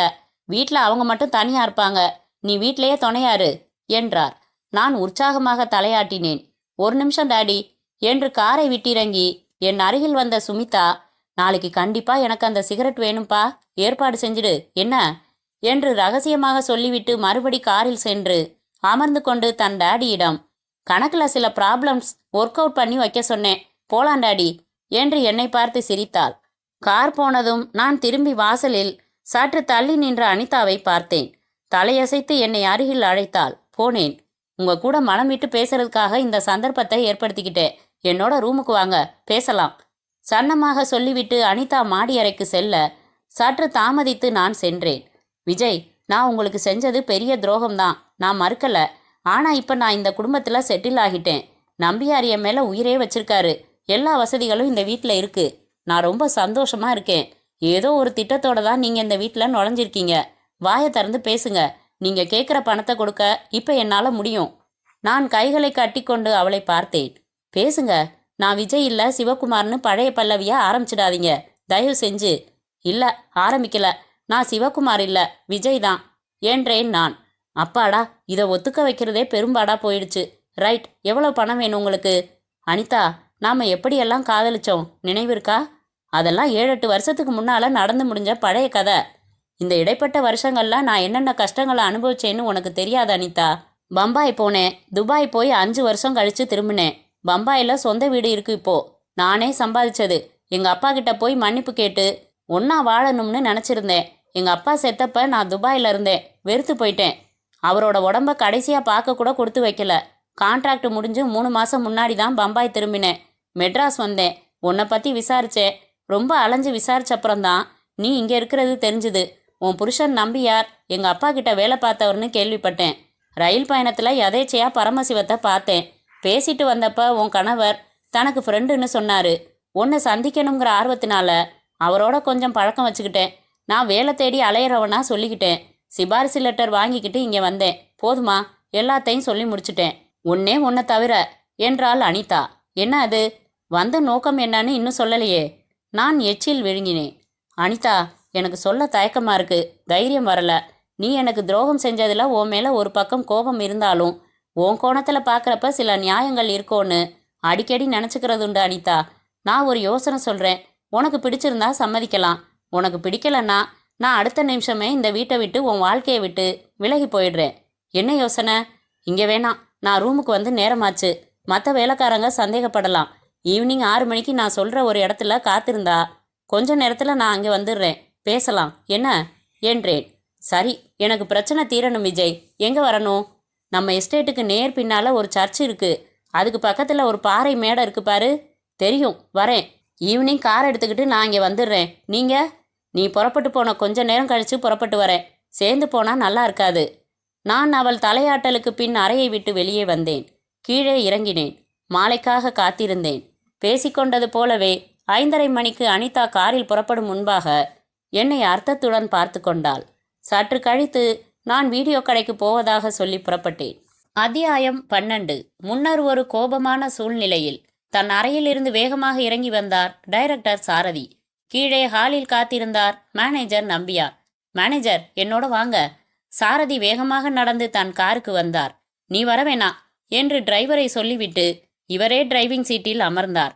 மேனேஜர் நம்பியார் முன்புறம் அவர் அருகில் அமர்ந்து கொண்டார். கார் மிக வேகமாக சென்றது.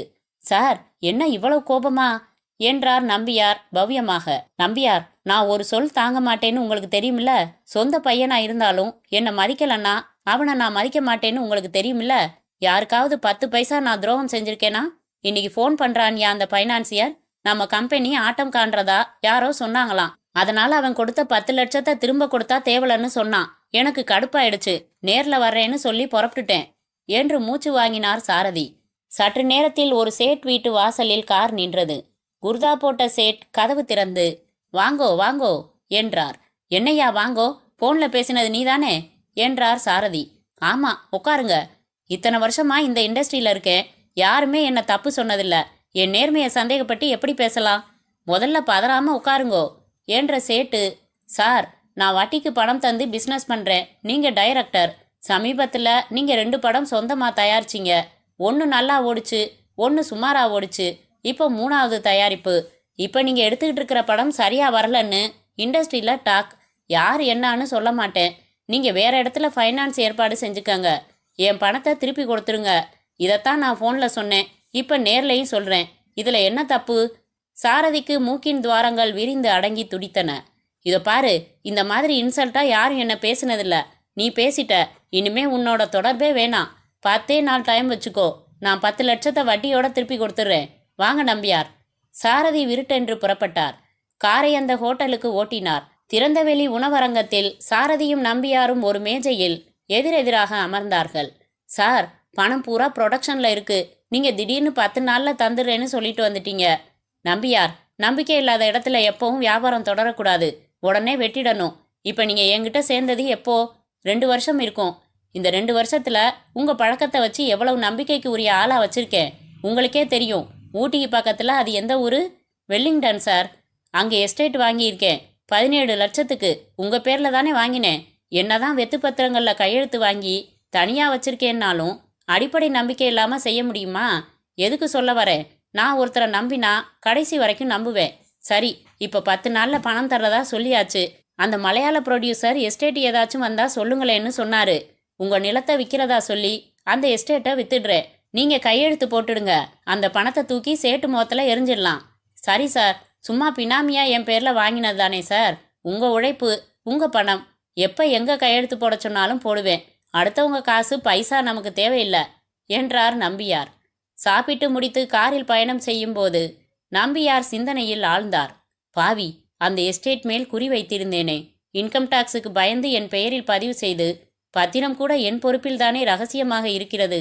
வெற்று பத்திரங்களில் நான் கையெழுத்திட்டதை நீ எங்கே வைத்திருக்கிறாய் என்று எனக்கு தெரியும். அதை மட்டும் கைப்பற்றி எரித்துவிட்டால் வெல்லிங்டன் எஸ்டேட் என்னுடையது. சட்டப்படி யாரும் ஒன்றும் செய்ய முடியாது. இந்த துரோகம் சுலபம். ஆனால் உன் செல்வாக்கையும் பணத்தையும் வைத்து என்னை பழி வாங்கி விடுவாய். என்ன செய்யலாம்? கார் வீட்டிற்கு வந்து நின்றபோது சாரதியின் கடைசி பையன் இன்ஸ்பெக்டர் உடையில் ஓடி வந்து துப்பாக்கியை அவர் நெஞ்சுக்கு மேல் குறிவைத்து ஹேண்ட்ஸ் அப் என்றான். சாரதி கைகளை தூக்கி பொய்யாக முகத்தில் பயம் காட்டி அவனை அள்ளி அணைத்து கொண்டார். வடவா, ஹீரோ என்ன ட்ரெஸ்ல வந்தாலும் நீயும் தச்சு வாங்கிக்கிறியா? இது நிஜ துப்பாக்கி மாதிரி இருக்கே என்றார் வாங்கி பார்த்து. ஆனா உள்ள டம்மி குண்டு தான் சார் இருக்கு. துப்பாக்கி வேணும்னு அடம்பிடிச்சான். நான் தான் ஏற்பாடு செஞ்சேன் என்றார் நம்பியார். எங்கே சுடு என்று அவனிடம் துப்பாக்கி கொடுக்க அவன் சுட அந்த துப்பாக்கியில் இருந்து பெரிய சத்தமும் நெருப்பும் மட்டும் வந்தது. குட் என்று அவன் கன்னத்தில் தட்டினார் சாரதி. டாடி, தினமும் நான் இந்த ட்ரெஸ் போட்டுக்கிட்டு வந்து உன்னை துப்பாக்கியால சுடுவேன். ஓகே? ஓகே, போய் விளையாடு என்றார் சாரதி சிரித்து கொண்டு. நம்பியார் மனதில் திட்டம் உருவாகத் தொடங்கியது. அத்தியாயம் 13. இரவு 9 மணிக்கு நம்பியாரும் சுமிதாவும் காரில் வந்து இறங்கின போது நானும் மற்ற வேலைக்காரர்களும் கைகளை பிசைந்து கொண்டு நின்றோம். அனிதா எங்க? மாடியிலையா என்றார் நம்பியார். பிறகு எங்கள் முகங்களை பார்த்தார். என்ன ஒரு மாதிரியா பார்க்குறீங்க? சிவகுமார், என்னப்பா என்றார். சார், ஈவினிங் 5:30 மணிக்கு ஃபியட் வண்டியை எடுத்துக்கிட்டு அம்மா எங்கேயோ புறப்பட்டாங்க. எங்கன்னு கேட்கறது மரியாதை இல்லைன்னு நானும் கேட்கல. அவங்களும் சொல்லல. இன்னும் திரும்பல. ஃபோன் கூட செய்யல என்றேன். ஈவினிங் தனியா எங்கேயும் போக மாட்டாளே. அப்படியே போனாலும் இவ்வளவு நேரத்துக்கு திரும்பி இருக்கணுமே. நீங்க வந்தா தகவல் சொல்லணும்னு நான் இங்க இருந்தேன். 4-5 பேர் போயிருக்காங்க சார் தேடி என்றேன் நான். 1 மணி நேரம் கழித்து தேடி போனவர்கள் திரும்பி வந்து காணவில்லை என்றதும் நம்பியாருக்கு முகம் வெளிரி போயிற்று. இதற்கிடையில் சாத்தியமுள்ள இடங்களுக்கெல்லாம் போன் செய்து விசாரித்து தகவல் தெரியாததில் வெறுத்து போயிருந்தார். சொல்லாம எங்கேயும் போக மாட்டாங்க சித்தி, போலீஸுக்கு சொல்லிடுறது நல்லது டாடி என்றாள் சுமிதா. ஆமா சார் என்றேன் நான். போலீஸுக்கு தகவல் தெரிவிக்கப்பட்டது. 1 மணி நேரத்தில் தகவல் வந்தது. அனிதா எடுத்து சென்ற ஃபியட் கார் கோவை செல்லும் வழியில் வெல்லிங்டனிலிருந்து 5வது கிலோமீட்டரில் நிற்பதாக. அனைவரும் அங்கு விரைந்தோம். காரின் கதவு திறந்து கிடந்தது. உள்விளக்கை போட்டதும் காரின் ஸ்டியரிங்கில் செருகப்பட்ட கடிதம் ஒன்று தெரிந்தது. போலீஸ் அதிகாரி அதை எடுத்து உரக்க படித்தார். அன்புள்ள என் கணவருக்கு அனிதா எழுதி கொண்டது. நான் உங்களை விட்டு பிரிந்து போகிறேன். ஒரு நல்ல பிரகாசமான வாழ்க்கையை தேடி நாம் காதலித்து திருமணம் செய்து கொண்டோம், உண்மைதான். ஆனால் சூழ்நிலையில் பல மாற்றங்கள் என்னை இந்த முடிவுக்கு துரத்திவிட்டன. என்னை தேடி அலைய வேண்டாம். அப்படியே தேடி கண்டுபிடித்தாலும் உங்களோடு வாழ என்னை அழைக்க வேண்டாம். வரவே மாட்டேன். எனக்கு தேவையானது சுவாரஸ்யமான உல்லாசமான ஒரு வாழ்க்கை. அதை உங்களால் தர முடியவில்லை. இனியும் முடியும் என்னும் நம்பிக்கை எனக்கில்லை. வாழ்ந்த வரைக்கும் போதும். நண்பர்களாக பிரியலாம். Good bye. இப்படிக்கு அனிதா. எல்லோரும் அமைதியானோம். முகத்தை சுளித்தாள் சுமிதா. என் அனிதாவா இப்படி செஞ்சது என்றார் நம்பியார். இது உங்க மனைவி கையெழுத்து தானே, பாருங்க என்றார் அதிகாரி. பார்த்துவிட்டு மௌனமாக தலையசைத்தார் நம்பியார். பிறகு வீட்டில் படுக்கையறையை சோதனை போட்டார்கள். அப்போது தபாலில் வந்த 4-5 கடிதங்கள் கிடைத்தன. காதல் நாயகன் என்று கையெழுத்திட்டு வெல்லிங்டனிலேயே போஸ்ட் செய்யப்பட்ட கடிதங்கள். அதாவது ரெகுலராக என்னால் எழுதப்பட்டு போஸ்ட் செய்யப்பட்டு டெலிவரி பெற்று பத்திரப்படுத்தப்பட்டு அந்த படுக்கையறையில் வைக்கப்பட்ட கடிதங்கள். அதில் சமீபத்திய கடிதத்தில், அன்பே அனிதா, நாம் நேரில் பேசிக்கொண்டபடி வருகிற வெள்ளி மாலை 6 மணிக்கு வெல்லிங்டனில் இருந்து 5வது கிலோமீட்டரில் உனக்காக காத்திருப்பேன். எப்படியாவது வா, நாம் சேர்ந்து நம் புதிய பயணத்தை துவங்கலாம். உன் காதல் நாயகன் என்று இருந்தது. பொருத்தமாக இருந்ததால் எல்லோரும் நம்பினார்கள். பெங்களூரில் என்னை விட்டு ஓடும்போது கைப்பட எழுதின அவளின் கடிதமே இப்போது எனக்கு இப்படி உதவும் என்று அனிதா நினைத்திருக்க வாய்ப்பில்லை. எல்எஃப் வேலி எனப்படும் அடர்ந்த காடுகள் கொண்ட பள்ளத்தாக்கில் ஏதேதோ மிருகங்கள் சாப்பிடப் போகிறது உன் உடலை, உன் அழகான உடலை. துரோகத்திற்கு தண்டனை பெற்றே ஆக வேண்டும் அனிதா. என்ன செய்வது? அத்தியாயம் 14. முன்னர் ஒரு மரண தினத்தில் சாரதியின் கடைக்குட்டி ராஜ் போலீஸ் உடையை அணிந்து கொண்டான். இடுப்பு பெல்ட்டில் நுழையாத துப்பாக்கியை கையில் வைத்து கொண்டான். அறையில் முக்கியமான தயாரிப்பாளர் ஒருவருடன் விவாதம் செய்து கொண்டிருந்த தன் அப்பாவை நோக்கி பூனை போல நடந்தான். திடீரென்று அவர் எதிரில் வந்து நின்று துப்பாக்கியை நீட்டி, சுடட்டுமா டாடி என்றான் சிரித்து. பேசிக்கிட்டு இருக்கேனில்ல, ஒரே ஒரு தடவை சுடுறேன் டாடி, ப்ளீஸ். சரி சுடு என்று நெஞ்சை காட்டினார் சாரதி. ராஜ் சுட்டான். அந்த துப்பாக்கியில் இருந்து சத்தம் வந்தது. கூடவே உண்மையான குண்டு சுழன்று வந்து அவரின் மார்பை பொத்தல் போட்டது. சாரதி கடைசி வார்த்தையாக அம்மா என்றார். இந்த சம்பவம் நிகழ்ந்தபோது படப்பிடிப்பு ஏற்பாடுகள் தொடர்பாக சேலம் சென்றிருந்த நம்பியார் போன் மூலம் தகவல் அறிந்தார். இதோ உடனே புறப்பட்டு வரேன் என்று நெஞ்சடைக்க சொல்லி ரிசீவரை வைத்துவிட்டு தனக்குள்ளே சிரித்து கொண்டார். நம்பியார், நீ கில்லாடி. ராஜின் விளையாட்டு குணத்தை பயன்படுத்தி அவன் வைத்திருந்த துப்பாக்கியில் டம்மி குண்டுக்கு பதிலாக உண்மையான குண்டை போட்டு வைத்தது எவ்வளவு விசாரித்தாலும் கண்டுபிடிக்க முடியாது. அதுபோல அந்த கையெழுத்திட்ட வெற்று பத்திரங்களை சாரதி போதையில் இருந்தபோது சாவி போட்டு லாக்கர் திறந்து எடுத்து எரித்தாயிற்று. இனி வெல்லிங்டன் எஸ்டேட் என்னுடையது. சாரதி என் பேரில் அந்த எஸ்டேட் வாங்கியது வெளியே தெரியாத விஷயம். அவர் மரணத்தோடு சமாதியாகிற விஷயம். நம்பியார் குதூகலத்துடன் சென்னைக்கு புறப்பட்டார். அத்தியாயம் 15. அனிதா என்னால் ரகசியமாக பள்ளத்தாக்கில் தள்ளிவிடப்பட்டு கொலை செய்யப்பட்ட விபரம் என்னை தவிர யாருக்கும் தெரியாது. யாருக்குமே அனிதா விஷயத்தில் துளியும் சந்தேகமில்லை. அவள் யாருடனேயோ ஓடிப்போய்விட்டாள் என்று எல்லோரும், குறிப்பாக நம்பியாரும் நம்ப துவங்கியதால் தன் மனைவியை பற்றி யார் பேச்செடுத்தாலும் அந்த ஓடுகாரி கழுதையை பற்றி பேச்செடுக்காதீங்க என்று எரிந்து விழுந்தார். சுமிதா வழக்கம் போல என்னிடம் கணக்கு கற்றுக்கொள்கிறேன் என்று கஞ்சா அடிப்பதைத்தான் கற்றுக்கொண்டாள். அவளுக்கு போதை மருந்தின் மேல் கொஞ்சம் கொஞ்சமாக ஆர்வத்தை வளர்த்து கொண்டே வந்தேன். தருவதாக சொன்ன நான் தராமல் 2 தினங்கள் கழித்து கொடுத்து அவளை தவிக்க விட்டேன். 1 மாதத்திற்கு பிறகு அன்றைய தினம் சுமிதா என்னிடம் வந்தாள். சிவா, எனக்கு ஒரு ஹெல்ப் என்ன சிகரெட்டா? நேத்து தானே கொடுத்தேன். அதில்ல, நான் காலேஜ் போயிட்டு வரப்ப ஒரு வாரமா ஒரு ரவுடி பைய என்னை ஃபாலோ பண்றான், கமெண்ட்ஸ் அடிக்கிறான். அப்படியா? நாளைக்கு ஈவினிங் உன் காலேஜ்ல இருந்து உன் கூட நானும் வரேன், அவனை விசாரிச்சிடலாம் என்றேன். சொன்னபடி மறுநாள் ஊட்டியில் அவள் படிக்கும் கல்லூரியில் மாலையில் காத்திருந்தேன். கல்லூரி முடிந்து வந்தாள். காரில் ஏறினாள். நான் அருகில் அமர்ந்து கொண்டேன். வழக்கமான இடம் ஒன்று இருக்கு, அங்க அவன் மாருதி ஜிப்சில வந்து என் பின்னாடியே ஓட்டுவான், பார்க்கலாம் என்றேன். அது இருக்கட்டும், உன்னை ரொம்ப நாளா ஒன்று கேட்கணும் சிவா. கேளு சுமி. நீ என்ன லவ் பண்றியா? நிச்சயமா இல்ல. ஏன்? ஏற்கனவே நான் லவ் பண்ணி கல்யாணம் செஞ்சவன் சுமி. மை காட், ஏன் இத்தனை நாள் சொல்லல? தோணல, சொல்லல. எங்க உன் ஒய்ஃப்? உங்க சித்தி கதை தான். அப்படின்னா? என்னை விட்டுட்டு ஓடி போயிட்டா. ச, இந்த மாதிரி பொண்ணுங்களை உயரமான மலையில இருந்து பிடிச்சு தள்ளி சாகடிக்கணும். பெண்கள் இனத்துக்கே அவமான சின்னங்கள். கஞ்சா அடிக்கிற நீ என்ன சின்னம்? நான் யாருக்கும் துரோகம் பண்ணல சிவா. அப்புறம் அவளை நீ பார்க்கவே இல்லையா? இல்ல. இது மட்டும் இல்ல சுமி, என் அப்பாவை ஒருத்தன் சாமர்த்தியமா கொலை செஞ்சிட்டான். ஒன்னும் தெரியாத சின்ன வயசு அப்பாவி தம்பி மேல கொலைப்பழி விழ வச்சுட்டான். அந்த தம்பிக்கு மென்டல் டிசார்டர் ஏற்பட்டு பல வருஷங்கள் போலீஸ் கஸ்டடியில ட்ரீட்மெண்ட் எடுத்துக்கிட்டு இருக்கான். அவனை பழி வாங்கறதா இல்லையா? சொல்லு சுமி. கண்டிப்பா. யார் அது? சொல்றேன் சிவா. அவனை பழி வாங்குறதுக்கு என் உதவி தேவைப்பட்டா சொல்லு, கண்டிப்பா செய்றேன். தேவைப்படும் சுமி, நிச்சயம் தேவைப்படும், சொல்றேன் என்று நான் சொன்னபோது எங்கள் சாலையில் வந்து சேர்ந்த ஒரு கிளைச்சாலையில் இருந்து அந்த நீல நிற மாருதி ஜிப்சி வந்து எங்கள் காருக்கு பின்னால் சேர்ந்து கொண்டது. சிவா, நான் சொல்லல, அவன்தான் அவன்தான் என்றாள் சுமிதா. அந்த காரை ஓட்டினவன் லெதர் ஜெர்கின் அணிந்து விரல்களிடையே சிகரெட் புகைந்தது. அவன் காரை இவளுக்கு இணையாக ஓட்டி, ஹாய் பேபி, அது யார்? உனக்கு பாடிகார்டா இல்ல பிராகார்டா என்றான். டேய், தைரியம் இருந்தா வண்டியை நிறுத்தி நின்னு பேசுடா என்று கத்தினேன் நான். தாராளமா என்று நிறுத்தினான். சுமிதாவும் சற்று தள்ளி நிறுத்தினாள். இறங்கி நானும் சுமியும் அவன் வண்டியை நோக்கி செல்ல, அவனும் வண்டியை விட்டு இறங்கி ஸ்டைலாக நின்று கைகளை கட்டிக்கொண்டு எங்களை பார்த்தான். ஏய் மிஸ்டர், தினம் இந்த பொண்ணு பின்னால வந்து கலாட்டா பண்றியாமே, திமிரா? எப்படி இருக்கு உடம்பு என்றேன். சுமிதா டார்லிங்க பார்த்தாலே ஒரு மாதிரி கதகதப்பா ஆயிடுது சார். டேய் என்று அவன் சட்டையை பிடித்தேன். மரியாதையா கையெடு. நான் சுமிதாவை ஆசைப்படுறேன். அவளை தொடாம அடுத்த பெண்ணை பாக்குறது இல்லைன்னு சபதம் பண்ணியிருக்கேன் மனசுல. பாத்தியா சிவா, என்னென்னவோ பேசுறான். இத பார்ப்பா, மரியாதையா சொல்றேன், இன்னையோட உன் சவடால் வேலையெல்லாம் விட்டுடு, இல்லைன்னா நான் ரொம்ப பொல்லாதவனா இருப்பேன் என்றேன் நான். அவன் சிரித்து கொண்டே காரில் அமர்ந்து, ஹாய் டார்லிங், உன்னை ஒரு நாள் அனுபவிக்கத்தான் போறேன் பாரு, வேணும்னா இத சவாலா வச்சுக்க என்று கூறிவிட்டு சர் என்று காரை ரிவர்ஸில் எடுத்துக்கொண்டு வேறு பாதையில் சென்றான். சிவா, எனக்கு பயமா இருக்கு என்றாள் சுமிதா. சீச்சி, அவன் சும்மா தெனாவட்டா பேசிட்டு போறான். அவன் வண்டி நம்பர் பார்த்துட்டேன். யாரு என்னன்னு விசாரிச்சு நான் என்ன செய்யணுமோ செய்யறேன். பணக்கார பையன் போல இருக்கு, அதான் துள்றான். நீ வா.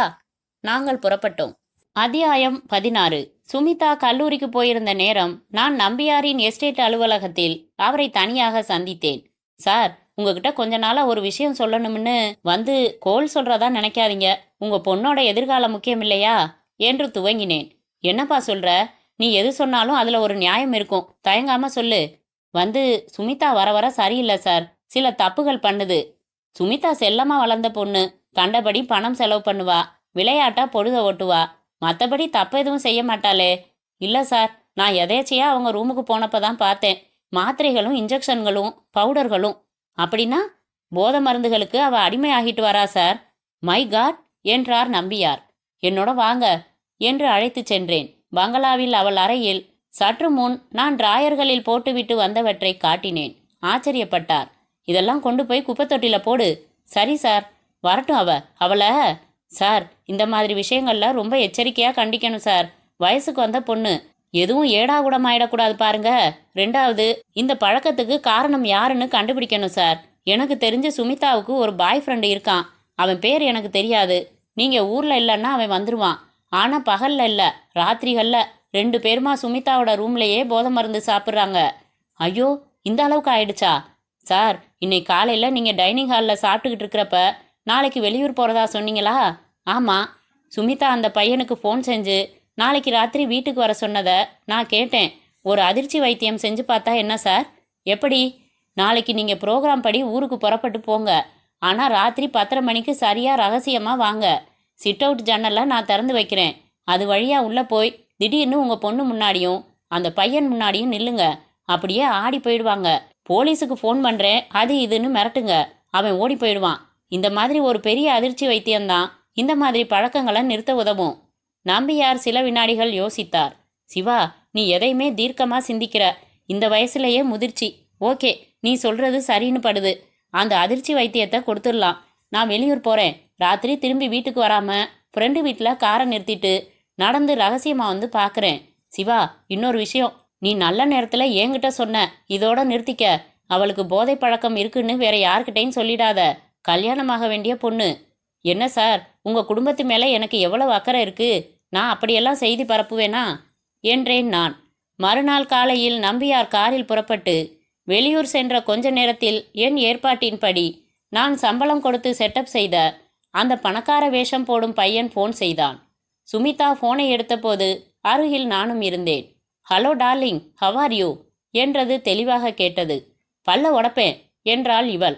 எதை வேணாலும் உட, ஆனால் எப்போ வர்ற சொல்லு. எங்க? நீ சொல்கிற ஹோட்டலில் ரூம் போடுறேன். சி, உனக்கு வெக்கமா இல்லை? இல்லையே. சரி, செலவு வேணாம். உங்கள் அப்பா தான் ஊரில் இல்லை போலிருக்கே. உங்கள் வீட்லேயே உன் ரூம்லேயே வச்சுக்கலாமா? படவா, எங்கேருந்து பேசுகிற சொல்லு. உன்னை பற்றி போலீஸில் புகார் கொடுத்து. வேணாம் பேபி, எதுக்காக டென்ஷன் ஆகிற? நான் குறி வச்சா வச்சது தான். யார் தடுத்தாலும் நடந்தே தீரும். இன்னைக்குள்ளே உன்னை நான் அடையிறேனா இல்லையா பாரு. வெயிட் பண்ணு டார்லிங் எனக்காக. எதிர்முனை வைக்கப்பட்டதும் சுமிதாவின் முகம் உயர்த்து போனது. எச்சில் விழுங்கினாள். என்னை திரும்பி பார்த்தாள். சிவா, கேட்டதானே எல்லாத்தையும்? என்றேன். என்னமோ அவன் மேலே நடவடிக்கை எடுக்கிறேன்னு சொன்ன. அவன் யார் என்னன்னு கண்டுபிடிக்க முடியலையே. இன்னைக்கு ராத்திரிக்குள்ளே என்னை அடையிறேன்னு சொல்கிறான். இங்கே நேரில் என் ரூமுக்கே வரேன்னு சொல்கிறான். எனக்கு ரொம்ப பயமாக இருக்குது சிவா. அப்பா வேற ஊரில் இல்லை, அதுவும் அவனுக்கு தெரிஞ்சிருக்கு. நான் யோசனையில் ஆழ்ந்தேன். ரொம்ப முரட்டு பையனாக இருப்பான் போலிருக்கே என்றேன். பெரிய கையா இருக்கணும் சுமி, இல்லைன்னா இவ்வளவு தெனா விட்டு வராது. போலீஸுக்கு சொல்லலாமா? அவனை பற்றி சரியா தெரியாது சுமி, அவசரப்படாத. அவன் சும்மா உன்னை பயமுறுத்துறதுக்காக விளையாடி பார்க்குறான். பங்களாவுக்கு பக்கத்திலேயே ஸ்டாஃப் குவார்ட்டர்ஸ் இருக்கு. நாங்கள் எத்தனை பேர் தங்கியிருக்கோம். எங்களை மீறி ஒருத்தன் உன் ரூம் வரைக்கும் வர முடியுமா? எதுக்கும் நான் எச்சரிக்கையாக இருக்க விரும்புகிறேன் சிவா. உங்கள் அப்பா பாதுகாப்புக்காக ரிவால்வர் வச்சிருக்கிறதா நான் கேள்விப்பட்டேனே சுமி. ஆமாம், வச்சிருக்காரு. எனக்கும் தெரியும். எங்கே இருக்குன்னும் தெரியும். Very good. அதை எடுத்து என் பக்கத்தில் வச்சுக்கிட்டு தூங்குறேன். அப்படி வந்தான்னா அதை காட்டி மிரட்டினா ஓடிடுவான். நல்ல ஐடியா சுமி. ரொம்ப பிரச்சனையானா சுடலாம், தப்பில்லை. ஒரு பொண்ணு தன் கற்பை காப்பாற்றிக்கிறதுக்காக கொலையும் செய்யலாம். சட்டம் ஒன்றும் செய்யாது என்றேன். உடனே சுமிதா மாடிக்கு சென்றாள், என்னையும் அழைத்து கொண்டு. அப்பாவின் பீரோவில் இருந்து ரிவால்வர் எடுத்தாள். உள்ள குண்டு லோட் ஆகியிருக்கான்னு பாரு என்றேன். திறந்து சேம்பரை பார்க்க 6 தோட்டாக்களும் நிறைந்திருந்தன. அந்த ரிவால்வரை எடுத்து வந்து தன் அறையில் தலையணைக்கு அடியில் வைத்து கொண்ட பிறகு பெருமூச்சு விட்டாள். இரவு 8 மணிக்கு எல்லா தொழிலாளர்களும் பங்களாவை விட்டு விலகிவிட நான் மட்டும் ஹாலில் அமர்ந்து சுமிதாவுக்கு கணக்கு சொல்லி கொடுத்து கொண்டிருந்தேன். நேரமாச்சு, நான் குவார்ட்டர்ஸ் போகிறேன் என்றேன். சிவா, நீ இன்னைக்கு மட்டும் இங்கே ஹாலில் படுத்துக்கையே, நான் ரூமில் படுத்துக்கிறேன். கதவை திறந்து வைக்கிறேன். ஒரு ஆபத்துன்னா என்னை காப்பாற்றலாம். சரி என்ற நான். இன்னைக்கு ஒரு புது வகை போதை பவுடர் கிடைச்சது சுமி. வேணாம், இன்னைக்கு வேணாம், இன்னொரு நாளைக்கு அதை டேஸ்ட் பண்ணலாம் என்றேன். உடனே அவள் முகம் மாறியது. நாக்கால் கீழுதட்டை தடவிக்கொண்டாள். ப்ளீஸ் சிவா, கொடே. இப்போ நான் டென்ஷனாக இருக்கேன். அதை டேஸ்ட் பண்ணினா பயமில்லாமல் ரிலாக்ஸ்டாக இருப்பேன். சரி, நீ வற்புறுத்தி கேட்குறதால தரேன். அந்த போதை பவுடரை கிளாஸ் பிளேட்டில் கொட்டி ஸ்ட்ரா போன்ற சின்ன கண்ணாடி குச்சி வழியாக தூள் தூளாக உறிஞ்ச துவங்கின சுமிதா கொஞ்ச நேரத்தில் போதையில் மிதக்க துவங்கினாள். நான் உட்கொள்ளாமல் அவளையே 2 முறை பயன்படுத்த சொன்னேன். அவள் போதையின் உச்சத்திற்கே சென்றாள். சுமிதா, இப்போ அந்த பய வந்தா என்றேன். வந்துருவானா? வந்ததும் தொட்டுடுவானா? என்ன சுட்டுடுவேன். துப்பாக்கி இருக்கு சிவா. கற்புக்காக கொலை செய்யலாம்னு சொன்னியே. வெரி குட் என்றேன். மேலும் மேலும் உளறி கொட்டிக்கொண்டே இருந்தவளை தூக்கிச் சென்று அவள் அறையின் கட்டிலில் கிடத்தினேன். நான் கட்டிலுக்கு அருகில் நாற்காலி போட்டு அமர்ந்து இரவு விளக்கு தவிர மற்றவற்றை அணைத்த போது மணி 10 நெருங்கி கொண்டிருந்தது. சரியாக 10:30 மணிக்கு சுமிதாவின் அறையின் சிட் அவுட் ஜன்னல் அருகே நிழலுருவமாக நம்பியார் தெரிந்தபோது நான் சுமிதாவை கிள்ளி எழுப்பினேன். ஆ என்று அலறிக்கொண்டே எழுந்தாள் இன்னும் போதையின் பிடியில் இருந்த சுமிதா. அவன் வர்றான், அதை பாரு ஜன்னல்ல என்றேன். துப்பாக்கி எடுத்து ரெடியா வச்சுக்க. அயோக்கிய ராஸ்கல் ஒன்ன என்று சுமிதா துப்பாக்கியை நிமிர்த்தின போது திறந்த ஜன்னல் வழியாக நம்பியார் உள்ளே வர சுமிதா சுட்டுவிட்டாள். அம்மா என்று அலறிக்கொண்டே கீழே விழுந்தார் நம்பியார். சுமிதா நிற்கக்கூட முடியாமல் தள்ளாடி மீண்டும் மயங்கி விழுந்தாள். போலீஸ் வந்து சுமிதாவுக்கு உணர்வு ஏற்படுத்தி கைது செய்த போது அவள் அதிர்ந்து போய் அலறினாள், ஏதேதோ அரற்றினாள். அத்தியாயம் 17. 2 மாதங்கள் கழித்து விசாரணைகள் எல்லாம் முடிந்து சுமிதாவுக்கு 7 ஆண்டு கடுங்காவல் தண்டனை என்று தீர்ப்பான போது எனக்கு ஏனோ சங்கடமாக இருந்தது. சிவகுமார் என்கிற வேடத்தை களைத்துவிட்டு விஜய் என்ற பெயரில் பம்பாய்க்கு ரயில் ஏறினேன். சாரி சுமிதா, நம்பியாரையும் அனிதாவையும் பழி வாங்கின போது நீயும் பாதிக்கப்பட்டு விட்டாய். எந்த தப்பும் செய்யாத என் தம்பி கொலைப்பழி சுமந்து பைத்தியக்கார ஆஸ்பத்திரியில் இருப்பது போல தப்பெதுவும் செய்யாத உன்னை போதை பழக்கத்திற்கு அடிமையாக்கி என் திட்டத்திற்கு பயன்படுத்தி கொண்டேன். ஆனாலும் உனக்கு தண்டனை வழங்கப்பட்ட போது எனக்கு மனசுக்குள்ளே லேசாக வலித்தது. ஏன், நான் உன்னை காதலித்தேனா? பின்னர் ஒரு விபத்து வேளையில் அந்த குறுகலான பாலத்தை பம்பாய் மெயில் முழுவதும் கடக்கும் முன்பாக தீவிரவாதிகள் சிலர் வைத்த டைனமைட் வெடித்து பாலம் தீப்பிழம்புகளுடன் வெடித்து சிதறியது. அன்றிரவு செய்திகள் வாசித்தார்கள். இந்த விபத்தில் இறந்தவர்கள் 7 பேர், காயமடைந்தோர் 32 பேர். இறந்தவர்களில் 3 பேர் ஆண்கள், 4 பேர் பெண்கள். அவர்கள் பெயர்கள் வருமாறு: தாமரை செல்வன் கோவை, வடுகநாதன் திருத்தணி, விஜய் பம்பாய். முற்றும்.